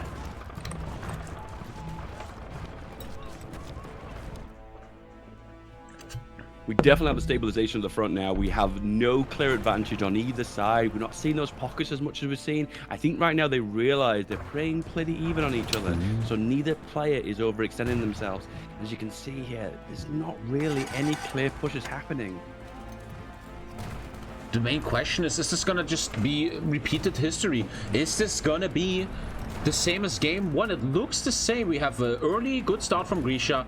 70 counters a bit, and then slowly 70 rises up exponentially in the statistics, and he's taking the game away. Can Grisha alter history? Can he Avengers endgame this game? Endgame this game. Yeah, in the We'll endgame see. they Two more games reversed to go at history. least. I truly am on fire here. I'm just happy I don't have to stay awake till midnight again. I had weird dreams. And we're looking for a possible encirclement. The 2 German tanks in the mountains have very, very good defensive bonuses. Minus 50% attack for tanks attacking mountains here. Grisha cannot be happy with this. Minus 50, there it is. Don't forget, chat, in this mod, tanks have experience. The more they fight, the more experience they get, and they get little attack bonuses here. And another infantry kill for Grisha. Yeah, I'm against this. I don't think if there's an opportunity for an encirclement just in front of the mountains, you should take it. It's the worst place to do encirclement. Well done here by Grisha. Puts down 70 to 90 infantry. Wouldn't it be sick to see a 1-1 here? We will have a crazy series here for the finals. Another 2 infantry down in Romania. Grisha is very, very good at taking these little infantry kills. The question remains, when the big push from 70 comes, the big tank micro push, does he have the skill and the attention to survive that push that we might see in the north now? Here it's happening, chat. Yes, you kill the infantry, like in game 1. But are you able to handle the tank pushes of Germany? Yeah, I don't agree with this. I think this is the same game we played last time. What's happening is Grisha is, I can't break in the front, I can't break in the north, so I'm going to try the south again. Well, how did that end up last game? Exactly, he's doing it with only 3 tanks this time, and not a lot of value up there. Just lost 2 infantry himself in Königsberg. And we're back in a probing phase. Very even game. The early game is over in the mid game now. 20 minutes left here. And I have a weird feeling, Dave. I do not see this go all the way. Someone is going to crumble. Someone's going to fall apart. And most of the time, it's not 70 who's falling apart. Right now, killing 6 infantry in the north for Grisha here. Oof. I think this is the turning point we're going to see now. I think just like last game. Initial push of Grisha was thwarted, and then Germany just all out offensive across the entire front line. But then Grisha's trying again in Romania. He just can't get away from Romania. He loves those Romanians. Oh, Romania looking good here, but once again, Grisha just finding infantry kills. That is the big question that he needs to answer, but this answer's just the same. It's like you give a wrong answer in school and you just say it again. 1 + 1, 3. Once again, 1 is 1 + 1. It's free, and it's Grisha just going for infantry in Romania. Would it be enough while 7D makes all his tank moves in the north? Emptied, gone. The tanks are still in full force. Oh, Grisha now. Yeah, he keeps going with the tanks. His tanks will do the same thing as last game. He's looking to go to the Turkish border and kill a lot of infantry. The question remains, will he this time be able to survive the turn German tank onslaught in the north? Because if he loses this way again, it means he just lost the same way as game 1. And that is not a good progress. He's getting off the encirclement here. Bialystok is not going to be a death trap for the Russians. Gets out in time. Well done. And there's this is the big question for this entire tournament. Was it about strategy and tactics, or was it just about pure micromanagement? Is it the ability that you can click faster than your opponent that decides you are the winner? And if there's anything about this game, we know that 7D is the micromaster, and he is showing this. He is the flagship of the strategy of this tournament, and micromanagement doesn't look like it is the case. Exactly. I personally don't know the answer to that beautiful question. What really matters here? I think it's a nice mix of micro and strategy. We've seen some great strategy from Grisha, who was watching at the save games of his first opponent, Knave, and then tricked him in the tournament, playing completely different as they were playing in practice. That is some maybe even 8D tactics, and we see huge encirclements in the south here. Grisha is making beautiful infantry kills. And Dave, it looks like this time Grisha is surviving in the north. He is holding with 11 classic defense doctrines, and he takes mad kills in the south. It's looking better than last time. Grisha is doing his own 7-dimensional games here, deploying all the chess moves simultaneously and definitely keeping 7D on his feet. That is what makes the Russians so scary. They don't think like the Westerners. They have their own meta going on, and Grisha is showing this. We haven't seen a single player playing like this. He is now at the Turkish border, and he is killing the Bucharest encirclement soon, getting a lot of infantry kills. Let's take a look at the infantry count of Germany. 75 against 101 for Grisha. If Grisha stays, if Grisha just makes sure his tanks don't die in the north and middle, he's looking great here. And another 5 infantry in the south. Wow, I'm actually impressed by Grisha now. Is it enough just to be able to hold him though? Because at the moment we've got an even game. Is he looking for the time to go down? I see there's not really a very clear long game plan here. Sure, those infantry divisions in Romania are nice and everything. But where is this going? Where is the long-term destination? I just don't see it. And there's the second tank taken. It's starting. It's not as bad as last time, but the second tank for Grisha goes down, putting him down. Oh, 29 apparently another tank also died. He gets the infantry kills, but the tanks in north are dying. At the moment, this is a game of tanks versus infantry. Grisha kills infantry, and 7D kills tanks. But it's 1-0 7D, so you ask yourself, what seems to be better here? Minsk is at the horizon for the Germans. They're making great pushes in the middle and the north. And the overextension of Grisha in the south could really bite them in the ass. If German tanks actually manage to reach Odessa and the Black Sea, we're going to see a big south encirclement here. Ooh, what's happening in the middle? In the center? Grisha gets out. Nothing dies. The infantry, though, getting thin here. Follow Germany. Six tanks really exposed. 6 tanks exposed. What a misplay by Grisha! How many tanks on Wolf? You have to take a look here. 28 left. Is he getting out? Is he getting out? No, the tank arrives. The German tank arrives. VW, quick engine, and he arrived. And he opened it with infantry, Dave. 4 infantry against 1 tank, saving the 4 tanks, but they're still in trouble. And he gets out. He gets out and saves the 4 teleport tanks. tank. Why The Soviets have invented teleportation. They move magically. Jesus Christ. The teleportation jutsu is being used. He's losing a bunch of infantry. The Germans are pushing into the south, Bucharest, but what a play here by Grisha. 4 infantry beating a tank and saving the 4. He's to 28 tanks. We have 7D still on full tank count, man. Grisha almost 30 infantry ahead. But as I say that, Grisha seems to fall apart again. The 4 tanks he saved have just died. Yes, he saves this encirclement, but 28 tanks just became 24. Oh, the pressure is relentless. 7D is just on such a high level. The push in the center there. Ooh, beautiful straight through a clean-cut knife through butter. He kills more infantry in Romania again, but the middle is falling apart. The trade-offs that Grisha is looking for in the south by killing infantry don't seem to work for 2 games now. If this goes to game number 3 in the 2-0, he has to come up with something different here. I think in the interview he will tell us, I feel like I cannot beat 7D micro, so I have to play like this. But something has to happen here in game number 3 if it's gonna go against him.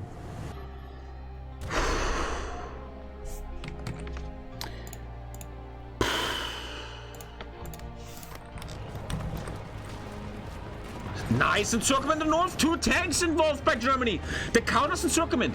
And it doesn't look like Germany's protecting it. You see it here, chat. Finally, you see how thin the lines are thin for Germany. He's running out of infantry and the 2 tanks are being taken. Beautiful sign of, hey, I am alive, brothers, from the Russian player. Big encirclement in the south. The tanks are going down. Another tank almost killed. Germany saves it. A Baranovice. Ooh. Oh. And 70 down to 30 tanks. Grisha still in here. And he... Oh, it's on circuit. Looked like it for a second. Oh, Grisha boy. Grisha boy shows why he belongs here. He's still very much in this, but we see a huge tank coming by Germany. A lot of tanks in the center. And there's nothing stopping them. There's nothing stopping them. And as I predicted before, if they go to Odessa, this is a huge encirclement in the south. A game-ending encirclement. Grisha has to make sure that this doesn't happen. Oh, Lord. This is Loses free massive. This infantry. is huge. This is the end of this game. Potentially the game There's just ending nothing tournament move. defending this. He loses some infantry here. Grisha, free infantry. His tanks are on the way. But I just see German tanks everywhere. They're everywhere. Oh my goodness.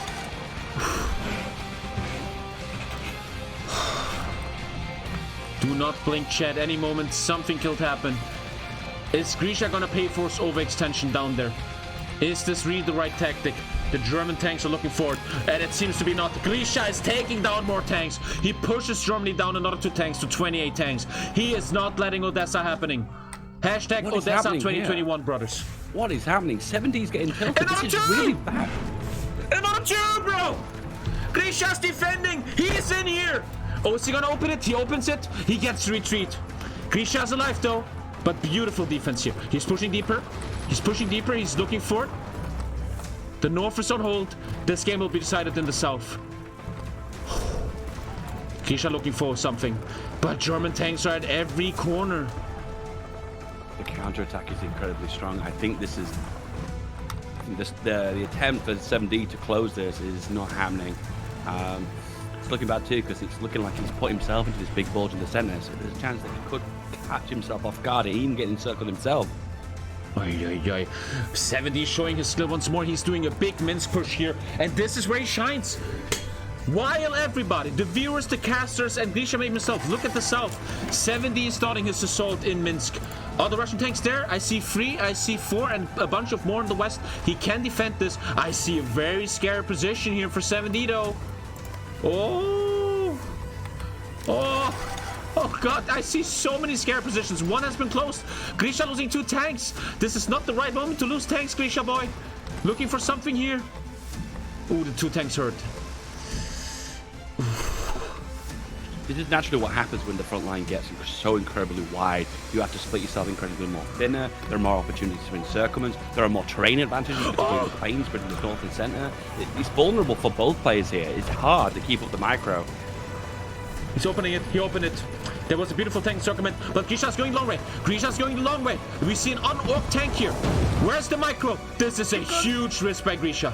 This could be a game-winning risk, but in the end, if you want to beat 70, you have to take risk. He pushed the tanks back. Very good decision-making by Grisha, who's returning kills, more infantry, 3 infantry here, 2 up north. What an unbelievable game. Gentlemen, we're in the finals of the HOI4 International, and this ain't no... The game is paused. Gentlemen, the game has been paused. I was just about to get hype. What is happening here? Germany win. Oh, Germany took Kiev and Minsk and held it for 12 days. It's actually a Germany win. GG! What? TommyKay doesn't know the own rules of his tournament. Oh, Lord. Oh, no. Chat is gonna hate on this rule, but rules are there to be made. What? No. Rules are rules. You have to defend Minsk and Kiev here. And Germany held it for 12 days. We have, I think in English you say the big upset, huh? That's what I call it. Chat is going ham. The people are rioting in the streets. They're singing songs. What is this, a Corona demonstration? The people are singing. And they are mad. But it is what it is. Oh, Lord. Here's the big drama of the HOI4 International. 7D takes game number 2, and that is what the rules are, gentlemen. That is what the rules are. Dave, how do you feel about this right now?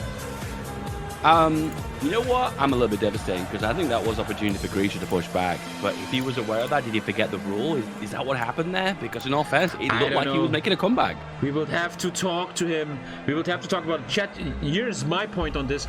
Every player knows the rules. You know the rules, and if you overextend into Romania and you do not protect Minsk and Kiev, it's your fault. You can call bullshit all you want. There's rules here. It is what it is. It was taken. The rules say it. The host is paying. Ali is paying good attention. You can all cry all you want. It is what it is, man. Oh, Lord. The big upset. 14 days, Minsk and Kiev. The whole production team agrees this is a case of a win for 70 here. The production team's word is final. They have spoken. Jeez Louise, gentlemen. What a game number 2. Yes, If Kiev would have been saved, Grisha could have come back, but he is not. He didn't save Kiev here. It is what it is, Dave. I think we have to go into the commercial break to calm the masses down. They're rioting. I see a lot of stuff being thrown around. Dave, do you agree?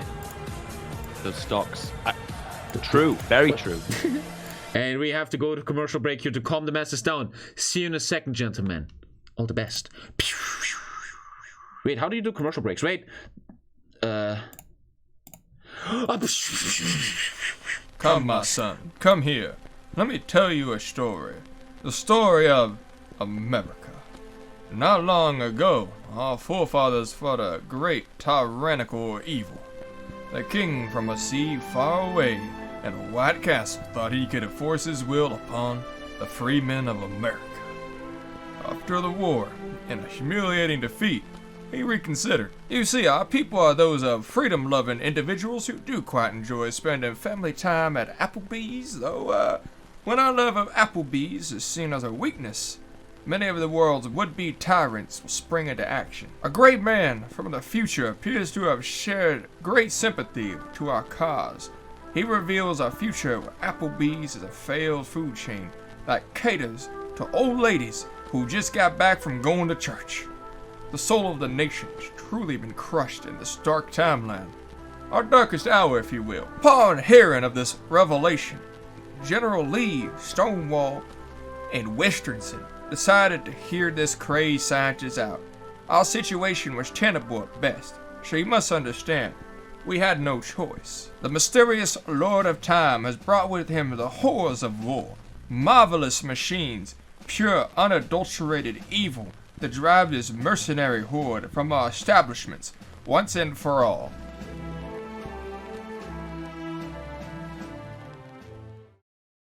Hey, I got you guys. Heavy things. Awesome, I love Heavy things. I know you love Heavy things. See, I love Heavy things. Teen too. Yeah. Heavy It things. rocks. So you guys talk about Heavy things. I love Heavy things. I love Heavy things. too. We know you love Heavy things. Heavy Teen things. rocks. Awesome. Heavy things. Rocks. Heavy things. Heavy tongue. Heavy tongue. Heavy tongue. Heavy tongue. Heavy tongue. Should we tell him about these? Absolutely not. Now there's a tastier way to get some Heavy tongue. tender grilled Heavy tongue. Heavy tongues. guacamole. Taco Bell's new power Heavy things. protein menu is packed with flavor. Gentlemen, a lot of drama here right now after this commercial, gentlemen. We're gonna real quick call someone that explains, you fucking monkeys, what the fuck happened. Dave, I'm back in 1 second. 1 sec. We are calling the organizer, and he's gonna explain to you why you guys. You want camera? No. You want to be on camera? No. Sure. Okay. So to explain the rules a little bit, because chat is very uninformed, as you guys do, not the brightest of candles, to say the least. But basically, so there's a few rules. I can post the picture right now. I'll repost it in this chat as well, and Tommy can show it to you guys later on. There's rules that have been had for 300 games. Okay, there's been rules for 300 games. There's one of the rules is you need to hold Kiev, Minsk, Berlin, and Munich for 14 consecutive days. 70 held them for 14 consecutive days. And why is it 14 not 12? Because the in-game mod, there's a timer when you're Sweden. On top of it, it says if you hold these points, it literally says 14 days and 70 held us for 14 days. As soon as the 14 days passed, Ari, the host, paused the game and 70 won the game. This is a rule that has been there from the beginning of the tournament to the end. And now, as I said, you guys are not very educated in the chat. It seems to like on this thing, not the brightest of candles, but that's the rule. You can show them in the picture if you want. But that's all the single rules. And actually, if you watch the video, the feedback, the narration on, you would know this rule. But apparently, we're not really following stuff here. It is what it is. It took a while to get drama. Thank you very much for your tale of the take, Marconi boy. The rules guys, even if you're done, fully been applied. Everything is okay here, man. You can all. I mean, I've been expecting drama. It just came very late in the tournament, man. It came very late in the tournament, gentlemen. Still, there might be someone that can calm the masses down. Before we do that, though, one last time we're gonna look at this beautiful young man here, Mr. David the sexy boy from Britain. Dave, thank you so much for joining us for 2 games here. Apparently some guy in California just woke up. Dave feels a bit low on energy. He doesn't want to do the free caster thing. It's his decision, man. Still, nothing but love to Dave. Thank you so much for being here, Dave. I will miss you. It was a pleasure. I loved it. I enjoyed it. I love seeing your face. I love hearing your voice. I love to hear more of your voice in future. Maybe next month we'll do another podcast episode. That'd be great. That, sure. I love that. Check out the Boomer Cast. No, this is our David. That's not Boomer Cast. Dave, thank you so much, man. All the best. Check Dave out on YouTube and Twitch, right? Yeah, that's right. He streams some. Yeah, he streams. Sometimes. Anyway, bye, guys. Thank you very much, Davey boy. Boys.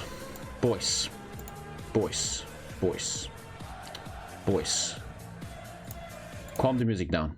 I actually got to pee really hard. I'm going to pee real quick, and then we're going to call someone that will calm everyone down. We're going to call someone that will make everybody chill. Guys, I'm going to pee real quick. I'll see you in a minute. And then we're going to take a look at game number 3. Someone very special. 90 minutes the game was, and the goal was an offside. People are going crazy. Drama exists. And I know one person. I know one man. What is this? What am I hearing here? Something is ringing. I know one man that has the beauty, the character, the charisma, and especially the beauty to calm the masses down. We need a second for him to turn on his camera. I don't know if I can handle his beautiful looks here. Oh my god, he's doing it. Ladies, it's buffering. Ladies and gentlemen, I think it's a little fucked up. This is gonna be the second upset. Are people gonna go right tonight? Oh god. This is the second thing that's gonna piss people off. Everyone's gonna be pissed. Is it still buffering? Yes, it's buffering. Oh, what? Let's see here. Restart. What if I try a different? Oh, what about? Well, let me try this. Oh lord. Well, I mean, damn, this is not gonna. People aren't gonna like this because my voice. I'm only good for one thing. It's definitely not my voice. It's my play and my voice for knowledge. It's my voice for knowledge, honestly. That's why, you know what? I'm surprised you didn't bring me on earlier, Tommy. I mean, aren't I one of the greatest HOI4 players of all time? Wouldn't you agree, Tommy? I think you're one of the sexiest HOI4 players of all time. Oh, come on, Tommy. Okay. How about Tommy's number one? Because your camera's working. Okay. 1 second, recalling. Dude, is this tournament gonna be a disaster now? He just hang up on me. Oh. It works now. Oh! Look at him! Dude, can you stop looking so good? You make me look like a monkey. I got the sportscaster thing and everything. Like, I'm here ready to go. Don't worry that it's not connected. Don't worry about that part. Instantly he saved world. He made world peace. Everybody was so mad. They look at you. Everybody in chat is totally chill right now. Look at that. Oh, I know. Oh, I don't know if they're gonna be chill for much longer. I don't know what the hell I'm talking about. So. Hey, don't even. I don't know how much I'm gonna be good here. This is Twitch after all. Drew, it is truly great to see you. I think it's a pleasure. I'm pretty sure you don't have the mod, eh? Oh no, but can I still view? Someone of the production team please send Drew the mod real quick? It's a very quick download. Okay, cool. Okay, ladies and gentlemen, Drew motherfucking Durnal. Goddamn. What's going on, Tommy? What are your thoughts? What are your thoughts on that latest controversy? First of all, I missed you, man. We used to play Crusader Kings together, and then you left me for California. I'm sorry, buddy. Life, dude. I'm sorry, dude. That shit was fun too. But I thought you didn't even like CK3 that much. I like it when I play with you and the boys. Okay, that was really fun. I really think with you guys. I would like it. Yeah, I think we should do that again. Yeah, now that there's updates and stuff like that, I think we should probably try it again. The Vikings are actually playable now, huh? We could actually check that out, man. Very Yep, and we can make our guys sexy. We can look sexy in that. We can make ourselves. The thing is, every time I play Crusader Kings with Drew, he just wants to fuck my family the whole time. That's the thing, yeah. Or guy. Like, yeah, trying to get cucked too. I wouldn't mind if someone messed around with my wife. That's hot. It's hot to me, at least. Hey, I don't know why I said this to every single co-caster. If I had a sister and you would marry her, I would totally approve. I said that to every co-caster though. I'm such a simp. Oh, let's have a battle. Damn. Yeah. Wait. Tell me, have you had like the girl filter? I want to see Tommy with like that Snapchat girl filter. People did it. The problem is when you have a beard, it doesn't look that good. Because it's always a bearded woman. You always look like a dwarf from the Lord of the Rings, you know? Hey, I'm down for a bearded woman, Tommy K. That sounds actually pretty hot. What? This entire tournament is just homoerotic stuff between the casters. They all want to fuck each other, I swear to God. That's what they come here for. ParadoxCon, it's a huge orgy. All the guys, the girls, there's no girls at ParadoxCon. All the guys, the whole day, man. And you know what? It's totally fine. Yes. Everyone knows that like Paradox oozes like homoeroticism, and I mean clearly. Did someone send you the bot? Please say yes. No one sent it to me. I think I only have Sevi as a friend on my. Oh, Sevi, this is your time to shine. 1 sec. Can anyone send me the mod link so I can send it to Drew, please? Yep. It's also in the chat if you can. But they're very quick. Oh, if I can. I don't know if I want to click on what chat sent me. The Steam community stuff. No, okay. Yeah, it's Leonard's competitive 1v1. Exacto mundo, muchacho. Okay, I got it. I got it coming in. I am also gonna send you. Thank you. He's got it, right? Yep, I got it. Nice, thank you, Shizm. I'm sending you ID and password once you have it. Okay. We're very prepared to your chat. I think Drew just came home. I know. I'm sorry, dude. Did I not come at the right time? It's not your fault. The tournament was so quickly, man. They all won their games so quickly. Oh, okay. Damn, has it been like just kind of people rolling over each other, exactly. Or what's been going on? Exactly. Yeah. There's this guy called you don't know anything, right? You don't know what's happening. Yeah, I mean, I just like watched the finals. I've been watching the finals. 70 is a very strong entity in this tournament, and he is 2-0 up. If he wins this game, he is our final winner. He is the Grandmaster of HOI4, taking home $2,500. Or as Drew Journal calls it, a tip. That's right. That can get you like a Band-Aid or a health insurance right there. That's like a Band-Aid for you. Okay, guys. Okay, I'm almost. Anymore. Okay, I'm almost done with the downloading. Yep, it's downloading. It's almost done. And let's show Sorry, I got that people slow. are getting super mad. They want me to show Drew. What time is it in California right now? Right now it's 12. It is 12 o'clock. In the morning? 12? Yep. Oh, damn. What a difference. What's it, 8 o'clock, 9 p.m. for you? It's, what is that? 9 p.m. now. 9 p.m. Oh, yeah, 9 hours ahead. How's life in California? You, like, staying home all day, very corona, or? Yep. It's pretty, yeah, California takes that stuff pretty seriously, but, it's getting better. It's definitely getting better, like, slowly. You could tell. Because, like, our numbers are just dropping. Germany's just... Oh, is Germany getting better? Let's make it worse. That was a weird hand sign. But yeah, not so good here. But hey, if you're a streamer, man, you don't care. You just stay home all day anyway. Exactly, yeah. So I'm sure nothing much has changed for you, right? Hey, Tommy, when are you going to be on that beautiful-ass Boomer podcast? That should look good. I love the Boomer podcast. Dude, I'm always a bit shy to ask people like you. Oh, okay. Yeah, no, man, I love it. I love the one with... You're saying officially you want to be on the Boomercast? Yes, I'm trying to get on that Boomercast. This looks like fun. Hey, dude, it is done. It's a done deal. I will text you next week, and we get it done. Sounds good. Episode 50. Because I know you've had Alex. I listened to the one with Alex. It was beautiful. Love Alex. And I watched... have you ever had Dave on? I just know that you always have Dave on. So, so I must have listened to that one, too.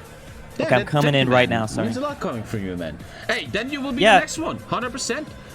100%. But I will always ask questions like on a more personal level, like how do you feel? How was your childhood? How, you know, if that's okay with you. I love it, dude. I think, dude, Tommy, you're really good at interviewing. I think you've got a talent for that. I always feel like I don't have the talent. It's just you gotta not give a fuck about.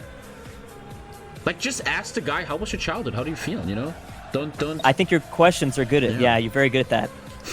Maybe you know from a more personal level, like you know what to ask to get the good results, good answers. Maybe. I'm very excited to have you on, man. Jesus, big announcement here on the stream. I'd love to. There you go. I'd love to, man. I'm gonna study you, man, and I'm gonna ask you for. Okay, I'm coming in. I'm sorry. Yep, I've got the mod now. I'm just enabling the mod, and he is I gotta coming. Make sure Let's all pray to God that he doesn't have the wrong version. I know. That's what I'm worried about. I gotta disable. You know, I'm sure I've got to disable all mods, right? All of the mods. Yes. I gotta turn off my gay mod. Damn. I can't come in. You can't come in. Wait, they. With the no, I was just joking. I was saying I gotta turn off my gay UI mod. Bro, you know? you're gay. Do you remember that? What did you say? You're gay. Do you remember UI that? mod. Yeah. That's a classic. That's like original HOI4 mod status where like everything was like rainbow.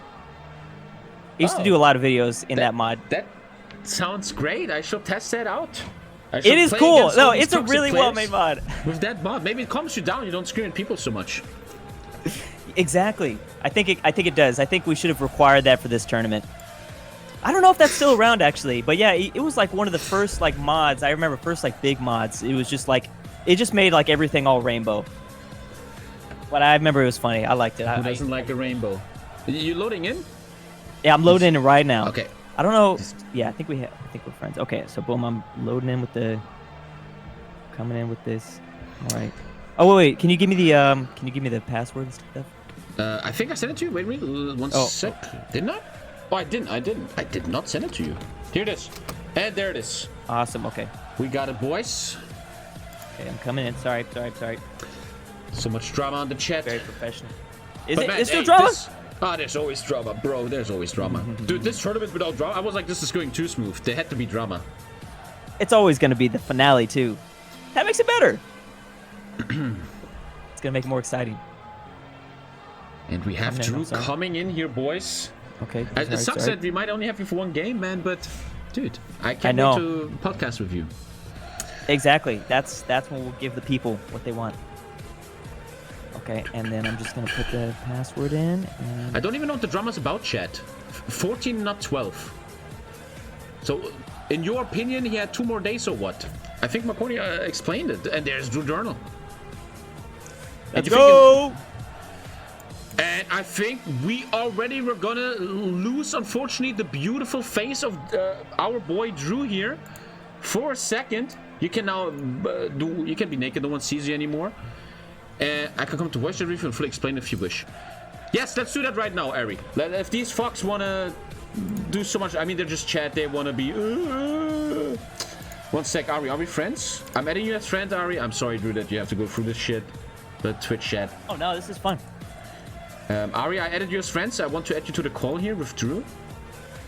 You're gonna be in the presence of the god. And Ari is being added. Group chat. Test. Ari, you here? Yes. Okay, I will even turn off the music for this one. Wait, I'm putting you loud. And one final time you can tell the monkeys what's going on. Ari, this is your moment. Okay. The mod has an implemented thing with Sweden that when both cities, Minsk and Kiev, are captured by a player, it starts counting down from 14 days to 0. The days reach 0 and I pause the game because that meant it's over. 70 won that round. Since this tournament has been so long in the making, we have been hosting yesterday and today. I haven't had much energy, not much food either. I'm kinda low on it. My brain doesn't function fully. So instead of typing 14 days, I typed 12 by accident. And people started saying, oh, you rigged it against Grisha, blah, blah, blah. Even though that isn't logical either, because I've been friends with Grisha for 1.5 years, why would I want to rig it against him, even if I could? People need to understand that mistakes can happen, okay? And it wasn't even a major mistake. We legit have proved that. Exactly, it's just chat will jump on anything. It's a funny thing to do. Don't think about it too much. I think he explained it great here. We might even... Do you even have a save game maybe where the Sweden thing shows? I'm not going to do it, but maybe? I don't know if we have save games. But it's all good. I trust you. This is... there's no discussion here. I said in the beginning, no bullshit. I don't care what chat says. This is fully... It all makes sense. If we really want, we can just go back on the vote on your stream or Grisha's stream. See when the cities were captured and just count down. Simple as that. Okay. The proof is there. All good. People just don't want to accept it. All good, man. Thank you very much for your time, bro. I think now it makes sense. Everybody catching up now. And that, honestly, man, I said no appeasement in this tournament. No bullshit. This was all legal. Grisha has a chance here to come back. He can be salty now or he can fight for it. It's his decision. Dude, I'm always a nice guy, chat. You know I'm always a nice guy. Always. I'm not fucking Fabian here. But come on, boys. What are we doing? And we are ready. Ari, I'm ready. I think Drew Journal is ready. I'm switching to Let's go! Drew is like, what the fuck am I going into? I know, this is getting crazy. I just come in and it's just like chaos. And here we are, gentlemen. Game number 3. It's 2-0 for our boy 70. Let's see if the graphics are working. They are working. If 70 wins this, we have our first ever HOI4 International champion taking home $2,500. Drew, how do you feel right now, and how do you feel about this game and this tournament? I think my nipples are really hard right now. I am lactating. This is a really exciting moment. I'm so glad I got to be here for like the most, exciting part right here.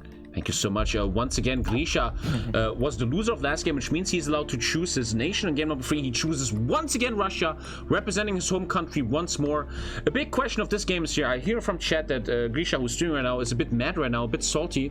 He's still young. It makes sense. I'm not going to blame him for it. The question is, can he overcome his saltiness and take one win over 70? 70, an entity that has been still unbeaten this tournament.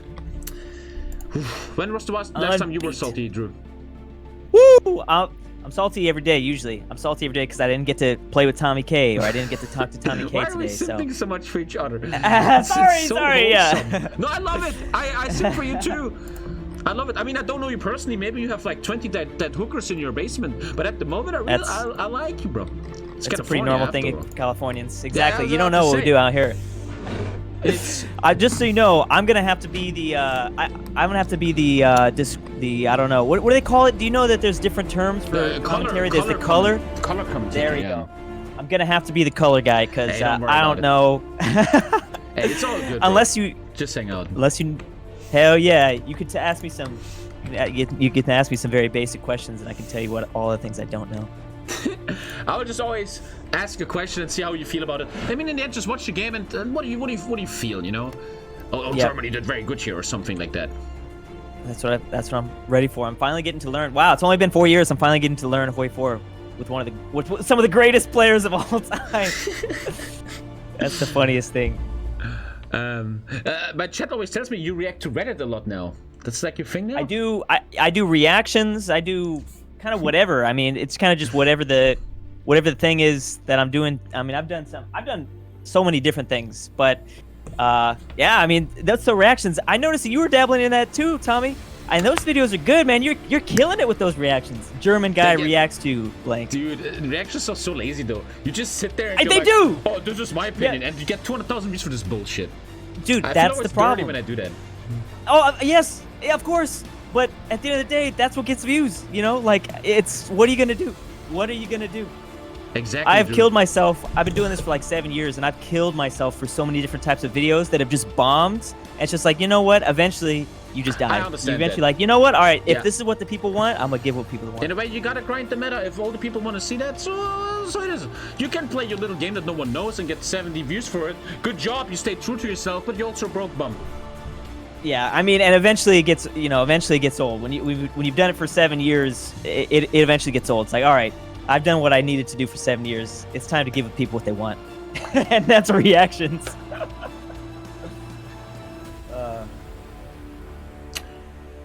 Yeah, that's something that we can discuss in the Boomer podcast because chat is that's apparently saying that Grisha is legit real crying. That wouldn't be very nice, but. Gentlemen, everything has been according to the rules here. I don't know what to tell you. Timer, yes. I don't know what to tell you here. I mean, here's the drama that we look for. I hope you guys are just lying as you always do. And gentlemen, let's talk about the game here. I've supported Grisha from the beginning. I always said he's my favorite man. I always was supportive to him. And let's take a look at game number 3. I said in the beginning, this is where man are shaped. This is where Alphaness is shaped. He either comes back or he doesn't. In the end, he goes home with $1,000, man. He did a good job. And here's game number 3 now. We can all keep talking like little women, or we fucking talk about the game here. What do you think, Drew? Let's just talk about the game. Let's go, Grisha. Put the team on your back. It starts quickly with Grisha taking 5 infantry kills in his favorite province in Romania again. Good start again. The Grisha rush is happening once more. Where's Grisha's tanks? Very centered here. Let's take a look at the German tanks. And as always, 70 is very spread with his tanks. We have a South War, a Middle War, a Lvov War, and a North War. I mentioned briefly that Grisha had done a strategy that in the very beginning in the first game that cost him something, right? Like, can you explain that a little bit more? He's a very rushing character. He always rushes in the beginning, and he got unfortunately caught in a big encirclement in the first try here. It often works for him though. He made it to the finals with this like Rush blitz, tactic. just blitzing in. Yeah. Well, gentlemen, let's see if That's Grisha- probably what makes or breaks him, right? I mean, it's a really risky Exactly. move, but it can also cost you. Yes, Drew. That is it. Drew, if you were in this tournament, would you be a defensive or aggressive player? What do you think? Ooh, I would definitely. I'd probably be bitchy. I'd probably be defensive. I mean, cause I'm not good at risk, man. Risk scares me. Risky is, yeah. I understand. I'd probably do the same because we're getting old and these young kids have amazing micro. They know what they're doing and they're scary, especially 70. What he's shown this tournament is just scary to look at. I would not want to face this guy. If I meet this guy at night and he has like 2 PCs under his arm and he says, let's play one-on-ones, I'd be running. I'd be running, Drew. I totally understand. Like, me and all my old friends too have been talking about this all the time. Like that youth, like you don't understand like risk or consequences. Like when you're young, you just don't think about it. So that makes you immortal. That almost makes you more powerful. And it's got to be these kids, man. These kids are just so powerful nowadays. Gen Z. Fucking Gen Z. Exactly. 10,000 people want to enjoy HOI4 game, and now they have to question their life decisions. Are they too risky? Are they doing great? And we will see if Grisha is doing risky or great here in game number 3. This is his final try. He needs to win this game if he wants to go into the series 2-1. 3 games in a row. It's gonna be hard. If 70 wins here, he won the entire tournament without a single game dropping. He will be the undisputed, undefeated champion of HOI4, the Khabib Nurmagomedov of HOI4. It's gonna... It will be a big statement. We will, for the first time ever, have a legit, proven, I mean, after me, of course, best HOI4 player in the world. And what are the ages of these two? Do you know?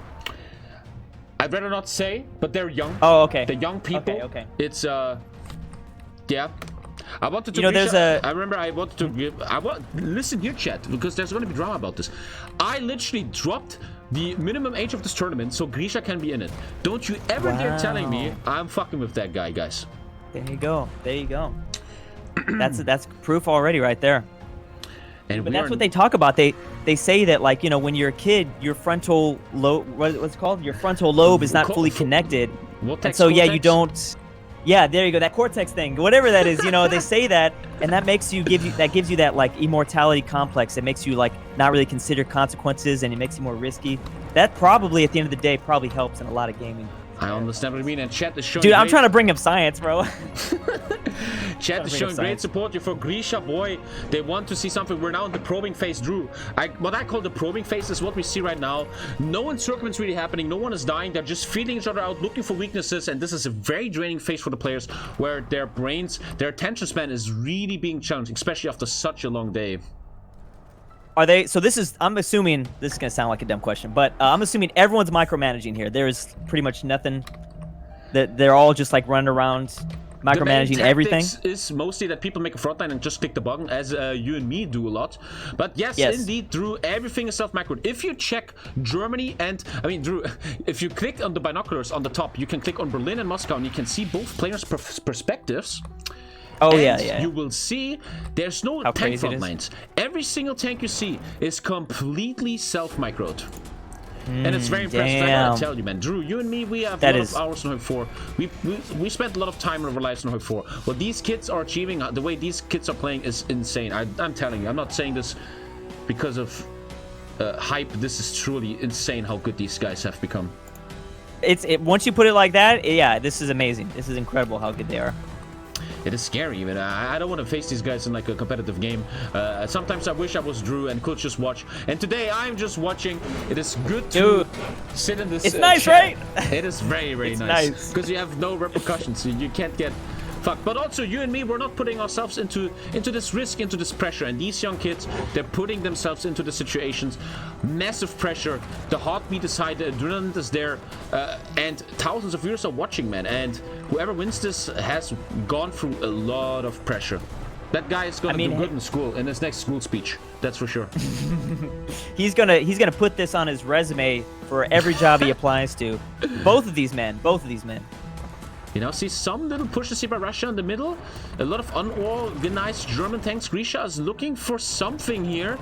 And he might get it done. He's slowly looking at Warsaw while the Germany player 70 takes Palanga in the Baltics and kills 2 infantry of Grisha. While Grisha, though, kills 3 infantry of Germany. He says, you take 2, I take 3, mother.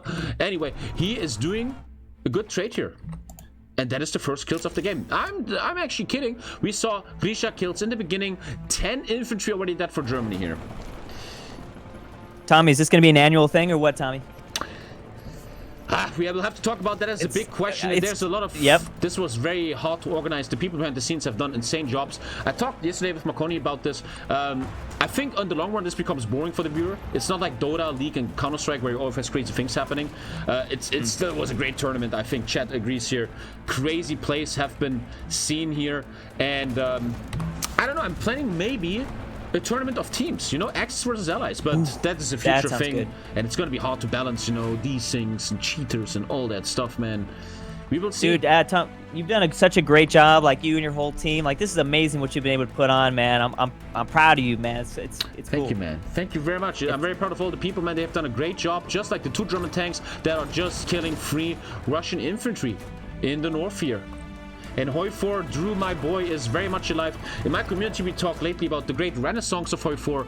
There was a point, like in 2020, where I thought HOI4 is over for me. I want to be reaction streamer. Yep. And it just I saw you. I saw you dabbling yeah. that. But it's really coming back. The views are there. The people are watching. The games are great. I personally believe that the community has lost a lot of skill in competitive games, and it's time that old school people like me come back and take their throne back. Chat starting tomorrow. Tommy's back at Majors. I'm going to play USA tomorrow. Or maybe I take a day off. I don't know. But we're back on the big scale as another 2 infantry dies for Grisha. I would love to talk, dude. I can't wait to talk about that. I'm sure that's something we can cover more on the podcast. But you know, the growth, the history of HOI4, man. Because I was there, man. I was ground level. This shit was crazy. It's crazy how it's had, you know, it's been around for 5 years now. This game is about to be 5 years old in May, right? It's crazy what has been achieved now. How time is flying. And I don't want to sound arrogant. I feel like this tournament here right now today is the peak of HOI4. This has to be the biggest views HOI4 has ever pulled, and it truly is great content. This is not some famous streamer, big streamer just playing the game for one day and gets his basic views. This is deserved views made by the community, made by the production, and made by these amazing players. 70 in Grisha in the final. These boys have put it all on the line. Apparently also a lot of emotions as we hear from Grisha's stream, but this is what it is. This is shaping men, and whoever it's gonna be loser here still goes home with $1,000, nothing to be ashamed of, and it's gonna be epic. At the moment, still probing phase, another free infantry dying in the north for Grisha. Grisha far more defensive here today. He's not doing his right, and game number 3, I'm sorry. He's being far more cautious about his Romania push. He's not pushing to Romania. He's being far more conservative here with his tanks. He doesn't want to make the front line big again. He knows he needs to get this game while he kills 4 infantry. Needs to happen. It's gonna happen. Needs to happen. Something needs to happen. What would you do right now? What would you do right now, HOI4? You are in HOI4, Tommy. I just called you HOI4. You so HOI4. I achieved my goal. So you are HOI4, Tommy. Okay, so you're Grisha, Tommy. What do you do right now in this situation? That's a very good question, Drew. And to be honest, that's the reason I'm not in the finals. I wouldn't know. First of all, I would not do the Romania push again. If you saw the other 2 games, Drew, Grisha went very hardcore into Romania and even went to the Greek-Turkish border, which made his front line very big and allowed the German tanks to do massive damage in the north. I will tell Grisha to not do the south push, and he's not. He only has 2 tanks out there, takes the 3 kills, dying in the north a bit though, 5 infantry dying for him, and he is doing that. He is not going for the south again. Another thing I will do is Grisha is I heard he's very emotional after last game. It was a rueful decision. What's important here, and that's very hard as a young man. We all know that. You know that too, Drew. It's important to stay calm here. He cannot let his emotions take over. He has to show that he is the ice cold killer he always is on his streams. Even though he's young, it's hard. Nothing but respect. But he has to overcome his own emotions here. He cannot deal in absolutes. He can't be a Sith. And he has to show if he can come back from this after losing the Balticum here, apparently. And if you were in the reverse position, you're playing Germany, what do you do here, Tommy? Another great question, Drew Durnal. Germany obviously played by a great player. He's 70. He is 2 games ahead. This could be it. If he wins this, he wins the tournament. So what does that mean, Drew? Huh? It means you can be passive. You can chill. He can lose 3 games, and that's the only way. He can actually lose 2 games, and nothing will happen to him. He will still be in this tournament. He is gonna play calm, slowly, And you see it here. He's not trying any crazy pushes, even though it's looking great for him. And I just personally feel like that maybe the emotional factor on Grisha is going to play a big role here. So, is that something that you've seen a theme throughout the tournament? Is the Wait, more I have to ban this. Tommy, dude, Jesus Christ. Sorry, I'm sorry, Drew. What did you say? That's okay. I was saying that is that a theme that you've seen throughout the tournament? Is the more conservative players tend to not go as far? Has it been more of the risky players? That is a very good question. It depends. We saw games like Marcel who played very defensive and then took it. We've seen very aggressive players like I think 70 you could say who did a great job. Man, it's so interesting about this mod and this format that you still don't know what the meta truly is.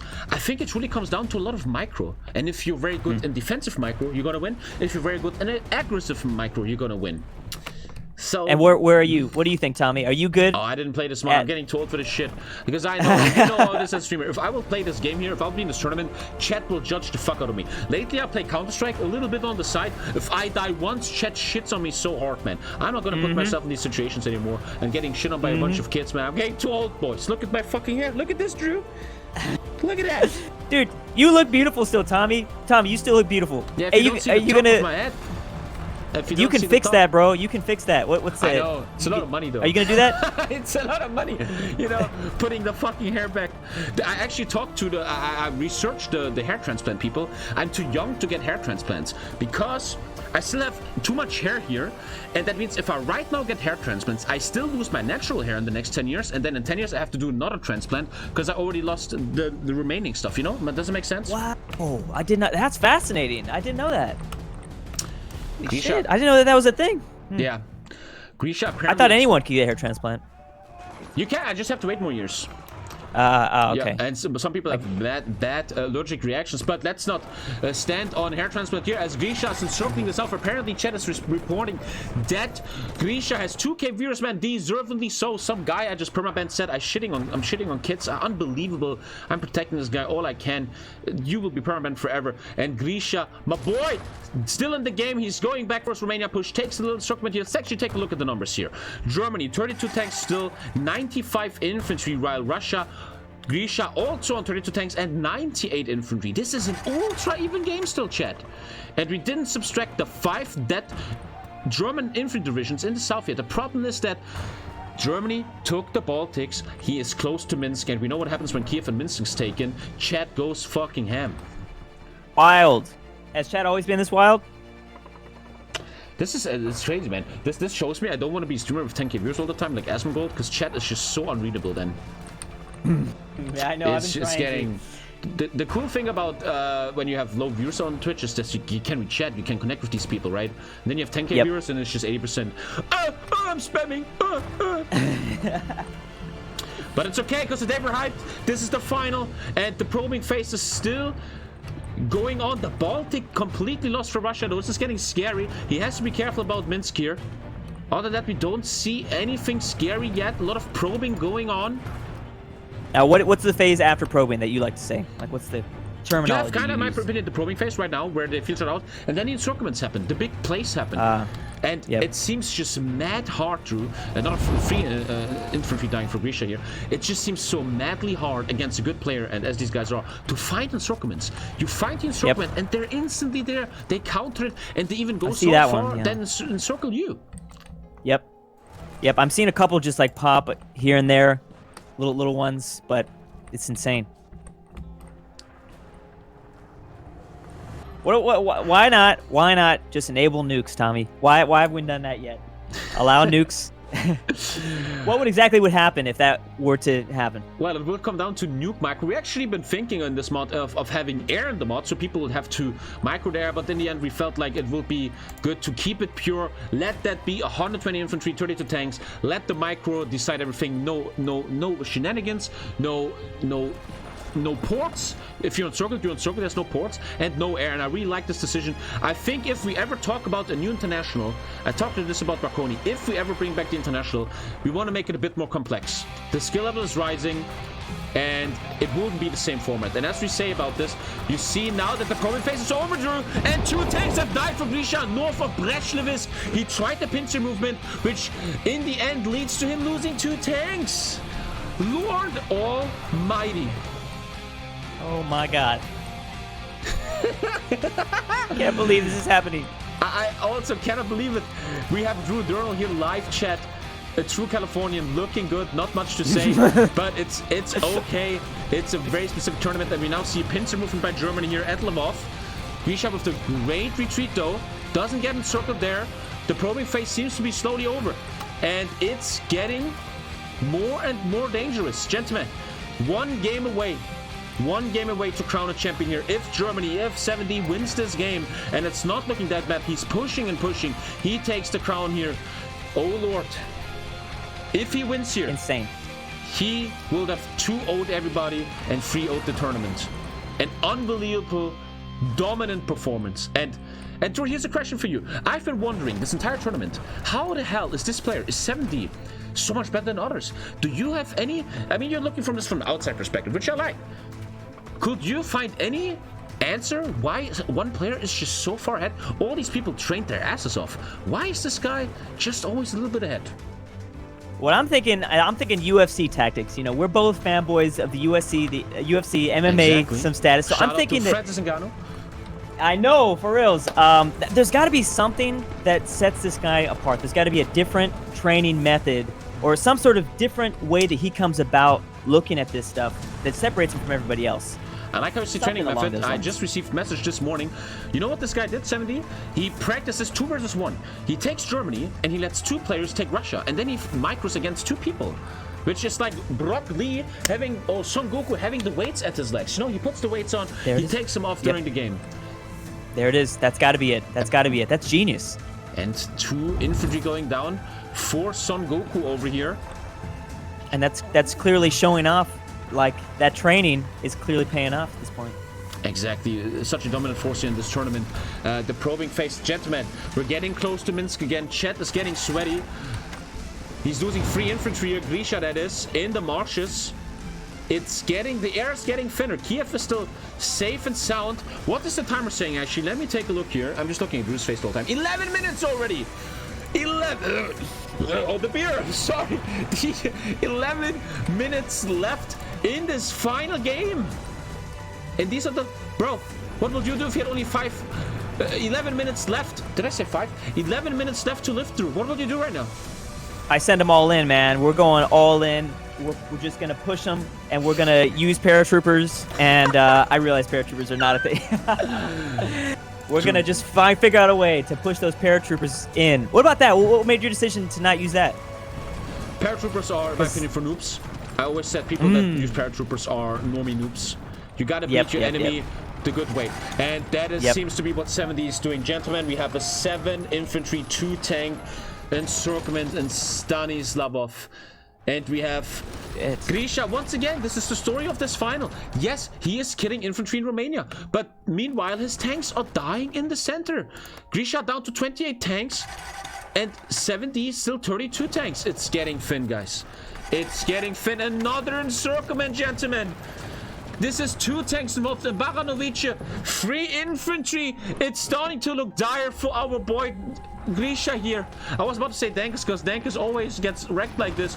But Grisha went so far into this tournament and did a great job. He's trying to save him. Unfortunately, this is still encircled. And he knows he can't save him. He's retreating, but he's countering. Minsk is encircled. Minsk is taken, not Kiev. Don't go crazy, chat. He might get the trade here. He even saves the tanks. Saves the 2 tanks, gets off Baranovice, but Germany also saves his tanks. Unbelievable. And in the end, only 2 German divisions go down here. Whoa, that was a crazy exchange. Grisha is still going ham in Romania. He doesn't give up on this Romania tactic. He wants it to happen. He wants it to happen, and he's snaking through Bulgaria. He wants infantry kills, but 2 times in a row, it hasn't helped him.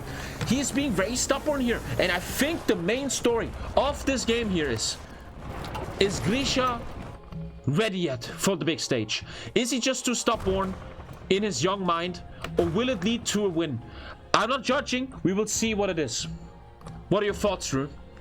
I'm actually getting better at this. I mean, because I've never actually viewed... You know what's funny? This is actually the first time I've ever viewed, like, a multiplayer battle like this. Like, I get comments every day, like, I should do some sort of e-sport thing. This is perfect. So thank you, Tommy. Like, I got to do... My very first one is the biggest of all. The biggest of all stages in the, you know, the ultimate HOI4 tournament. So I Dude, think this is kind of cool. This is not the last time. Our first time is going to involve something big, but it means a lot that you are part of this tournament, man. I'm starting to understand it more. And I mean this, man. This is a big show of respect. The moment I thought, who do I want to invite for the finals? Your name came in, man. And do you still stream on Twitch? You had this little face where you streamed on Twitch, and I really like watching it. No, I was just hanging out. It was very chill. Yeah, I know. I was trying to get. I'm gonna go back to it. I was actually trying to get. Twitch has got me like locked in. I kind of wanted to do a little bit of YouTube too. YouTube streaming. I know that Twitch is much better overall, but yeah, I'm kind of locked into this contract with Twitch. So we'll see. I guess I'll just stream on Twitch, but that's something we can talk about in the podcast. Well, it's always nice to see, man. It's very chill. Yeah, the podcast is gonna be great. It's always nice to watch your chill streams. But what's not chill is this game right now. Where's Minsk actually? Is Minsk taken? Minsk is taken, gentlemen. If Kiev, and let's say this right now, monkeys. If Kiev is taken, 14 days, Sweden counts it down automatically, chat. Oh, isn't that crazy? And Grisha would have lost the game. He is going way too far again, Romania. I think he's getting too thin here, and the problem is he makes the front line too thin with Romania. That means I said something yesterday. It seems like one tank of 7D is valued more than any other tank of other players, because 7D's micro is so good, his skill is so high, his tanks just have more value. And if you make the front line this long, like Grisha is doing it, you're giving 7D actually the position to use his tanks more. We're gonna show Germany here, exactly. We have 80 infantry on Grisha, 28 tanks. Germany on full tanks still. 73 infantry is almost safe, but 32 tanks left. And Moscow is getting even closer now. It's looking dire for our young boy. It's looking dire for the Russian. And one more tank saved! Saved by his two brothers. Nothing is over just yet. But as I like to say, it's getting dark. The sun is going down on Russia here. Jeez Louise, Drew. Now, has this three-way or trilogy always played out where Grisha was the Soviets, or did they switch where he was Germany once? In the beginning, we do a coin flip. The 7D chose Germany, and very interestingly, if you lose your first match, you can choose who you want to play next. Grisha always chose Russia. He was allowed to choose Germany, always chose Russia. And there, I don't know if it's tactics, I don't know if it's that he feels more comfortable with Russia. I'm a bit scared that he's just, in his young mind, a bit meanie and wants to represent his country, which in the end wasn't a very stoic decision if Germany actually has the advantage. The story of this What do you think? The story of this game here, unfortunately, Drew, is that Grisha is doing the same thing for 3 games in a row. Early game rush, Romania extension, and then dies to German tanks. Do you think Grisha maybe choosing Germany would have maybe altered these results? We would have to ask him. I don't know why he made this decision. Russia is a strong nation. I think he feels very comfy on it. He won a lot of games. He's losing another tank. Gentlemen, we're getting closer to an ending here. Jeez Louise. I cannot answer that, Drew. We will have to ask him, but I'm already telling everyone here, chat, we will not interview Grisha.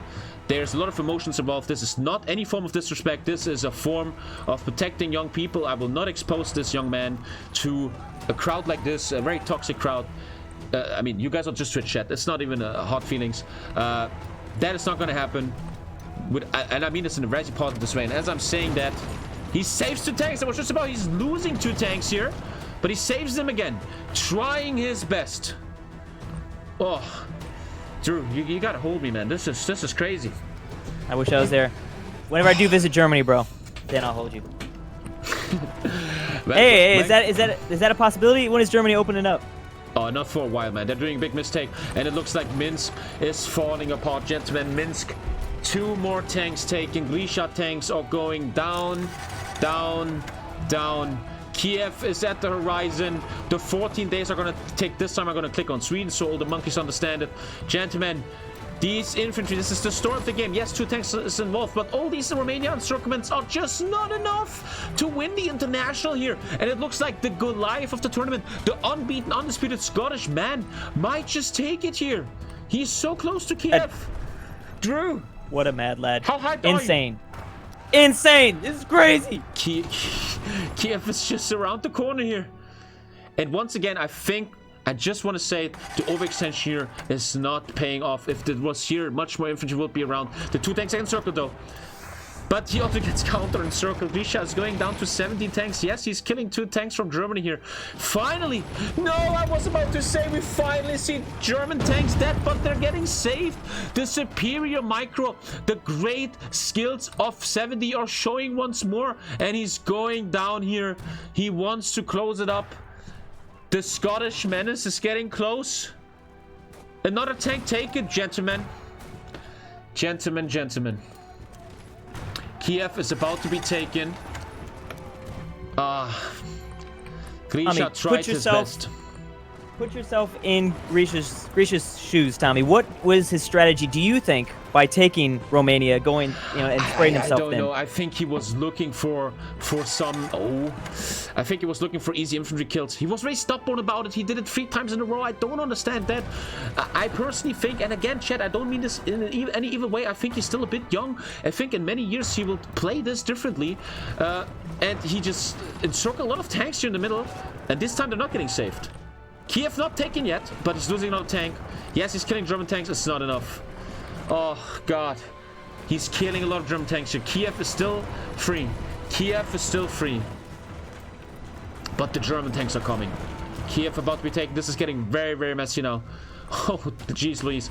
Germany with 29 tanks just looks so favored here. Kiev about to be taken. The timer is running in a second. I think it's already running. We're switching on Sweden. And you see an undecided timer. If 14 days are going down with Kiev and Minsk, Minsk is free actually. Minsk is still around. This is not over yet. It's looking dark for our Russian player. But Minsk, it's switching sides like Italy in World War II. Another tank going down, another 4 tanks. This must be a GG here. It's looking so bad for our young Russian player. Minsk is still not taken. The game is still undecided on Sweden here. Oh, Lord. Ain't nobody can deny that 71 fair and square. 4 more tanks taken. Oof. That's 3. That's 3-0, isn't it? Oh, that is a 3-0, and that's a serious gentleman. We might have to change shirts here in a second. Our American friend probably doesn't understand this European culture. Oh God, Minsk is free again. The timer is not ticking down. It's a nice encirclement down here. It just doesn't seem enough. Thank you, Frotzman. I had just, dude, you know when you look at chat and you say thank you to subs? I just looked at a subscriber and I was like, my brain was like, you have to say thank you. Just instantly. Yeah, it's so weird. Well, that guy, you're very special. Very special sub. Minsk is still free. This game is not decided by the timer yet. Grisha not giving up. Killing, how many tanks? 2 tanks? If he would come back here, but the encirclement is closed. You got to give him credit, though, here. You got to give him credit for just continuing to... Exactly. Dude, I have nothing but respect for these players. I swear to God, I mean this. And Grisha has done such an amazing job. But here is the south encirclement. Oh, Lord. Minsk is still in Russian hands. Oof. I don't know how we must feel right now as Grisha. What do we think? How do we feel right now? I feel like... Drew. Dude, I feel like Krillin watching, like, everyone going Super Saiyan. And I'm just, like, off to the side, like, holy shit! I understand, Drew. We have a timer here, 18 seconds left. This game is over. Gentlemen, the HOI4 International seems to be coming to an end in the last 10 seconds, Drew. 8, 7. We didn't have a New Year's Eve, but this is the one true counter. 3, 2, 1. Oh, Jesus Christ. This game is decided officially for 70. Oh my God, gentlemen, GG in the chat. GG in the chat. Oh, baby boy. Wow. Oh. Welcome to the new world order right here, 70. Oh my God, Drew. GG in the chat. Gentlemen, undisputed, undefeated. He made it look easy. I have to officially change dresses here. Drew, please talk to the people for 1 second here. Okay, so big question is, who is going to hire some of these finalists as their new general taking over? Because somebody's got to do it. And I mean, I would personally do it if I was one of these, if I was even on the same level partially. I'd be looking like that's like new process. It's like getting recruited by certain countries to be military advisor, at least a military advisor position. You could ask for something like that, right? I know that North Korea's got to be looking for some of that stuff. And hey, I would take that if the pay was right. If the pay was right, of course I'd be a military advisor for Kim Jong-un. Ladies and gentlemen, let's welcome. This is maybe a bit much confetti, I don't know. Let's say hello to the man, the myth, the legend, the undisputed, unbeaten champion of the first. I gotta turn this fucking shit off here. Bam. The winner of the HOI4 International. 7 motherfucking D. 7D. Stop texting all the girls that text you right now and tell me, how the fuck do you feel, 7D? I feel pretty good. Well, you must feel pretty good, Ben. I've always seen you as a very unemotional guy, but come on, there has to be emotions here. What are your emotions? Share with us. Well, you know, honestly, there weren't many doubters, but I heard Grisha said on his player card that 70 isn't a threat. Well, I'm not sure how he feels about that now. Goddamn 70. In the end, I think there's a confetti cannon. You have been an unstoppable, dominating force throughout this entire tournament. The entire time I've been watching you, I've been asking myself, why the fuck is this guy so much better? I've been asking you every interview, and in the end, we're here with 2,500 euros going to Scotland, representing the pride of Glasgow. My brother, the chat says it's your toxicity. I think, chat, this guy just knows what the fuck he's doing. 70. One last time I ask you, why are you better than the others? Well, I just think that everyone has approached this tournament like, keep clicking, you know, just you always have to keep pushing. But like the best way to play is just to sit back and think and just adapt to how they're playing. Goddamn 70, another. I heard a rumor this morning by Makoni that by Dankus actually that you're apparently trained by playing against 2 players at once. Is that just an urban legend or is that the truth? That is true, yeah. Wow. Before my match against Dankus today, actually, I played 2 2v1s where I was the one. Well, truly a training tactic that you have ahead of everyone else. You did that, and no one else did it, and it seems it worked. 2-0, 2-0, 3-0. You made this look easy. You made this tournament even.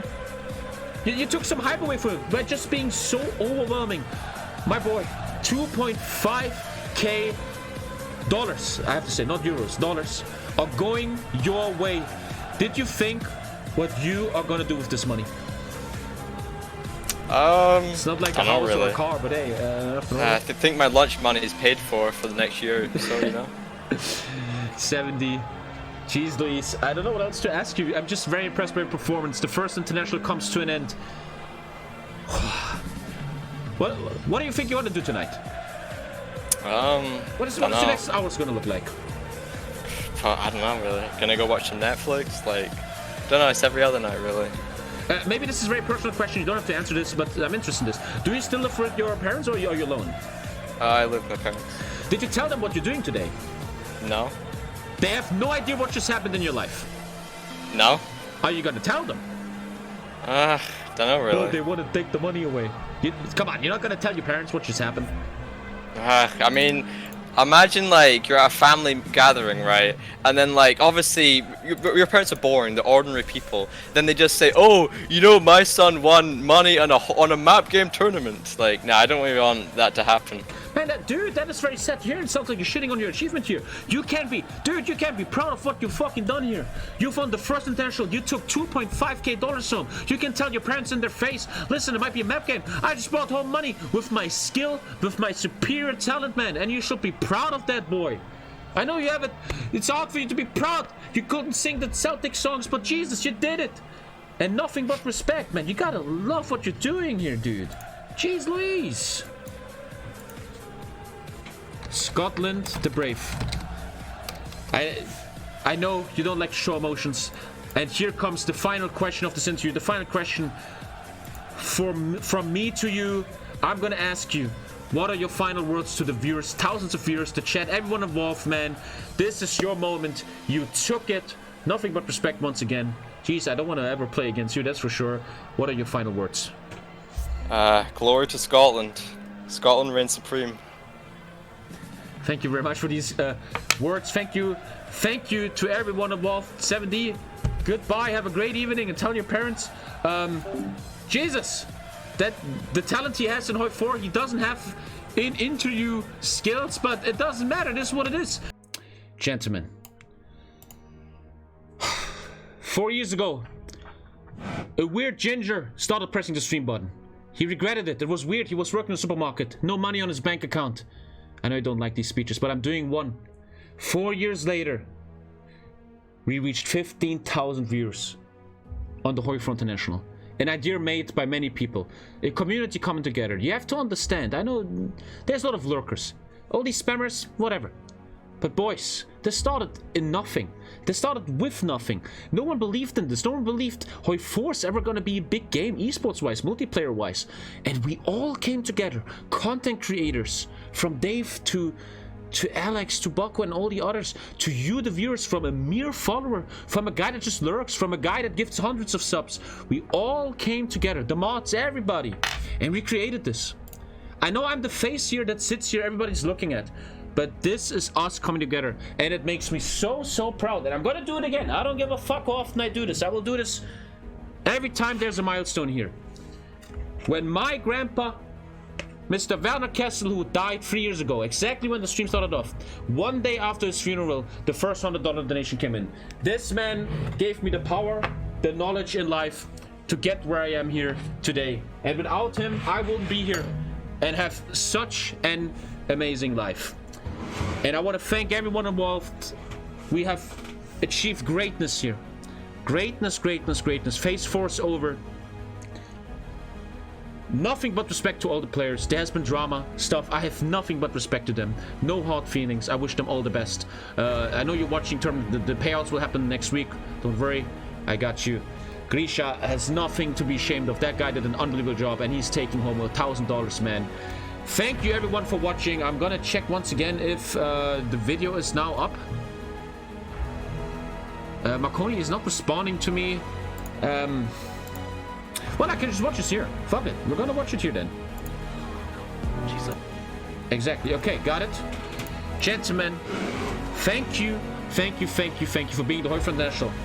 And I know this is kind of private, but Paradox, for the first time, I don't know if you can say Paradox, has reached out during this tournament. This is private stuff. I'm not gonna say anything, but it makes me proud. I want Paradox to know I talk a lot of shit.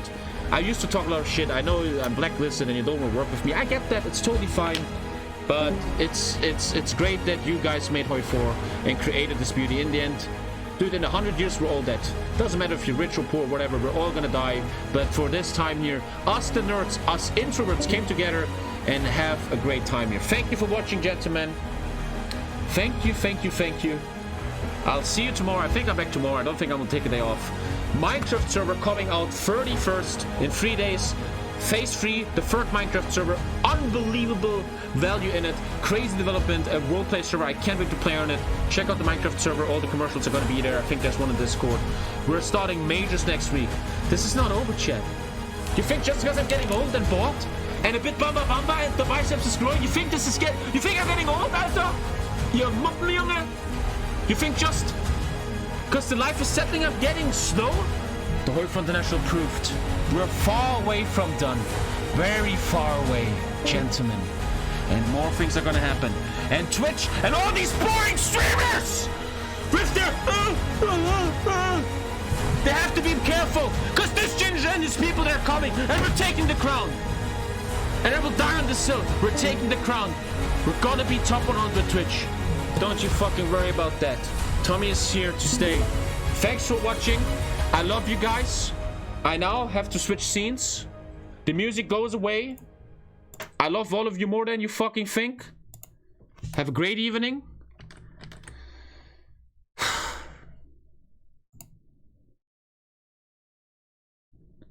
I'm turning everything off.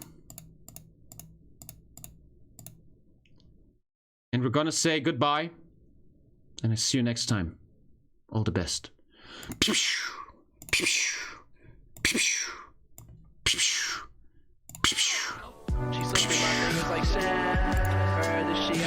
look. Now I'm just sitting here sad. Oh well, shit. fingers like sand. Heard that she got a man. Now I'm just sitting here sad. Now I'm just sitting here sad. She slipped through my fingers like sand.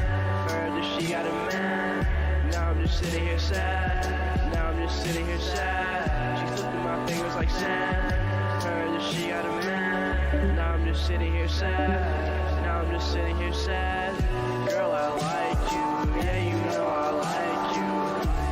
Excite you. I wanna excite you. All the things I wanna do with you. Right beside me, girl, you excite me. Girl, I like you. Yeah, you know I like you. Excite you. I wanna excite you. All the things I wanna do with you. Right beside me, girl, you excite me. She slipped through my fingers like sand. Heard that she got a man. Now I'm just sitting here sad. Oh well, ship sail. She slipped through my fingers like sand. Heard that she got a man. Now I'm just sitting here sad. Now I'm just sitting here sad. She slipped through my fingers like sand. Heard that she got a man. Now I'm just sitting here sad. Now I'm just sitting here sad. She slipped through my fingers like sand. Heard that she got a man. Now I'm just sitting here sad. Now I'm just sitting here sad. Girl, I like you. Yeah, you know I like you. Excite you. I wanna excite you. All the things I wanna do with you. Right beside me, girl, you excite me. Girl, I like you. Yeah, you know I like you. Excite you. I wanna excite you. All the things I wanna do with you. Right beside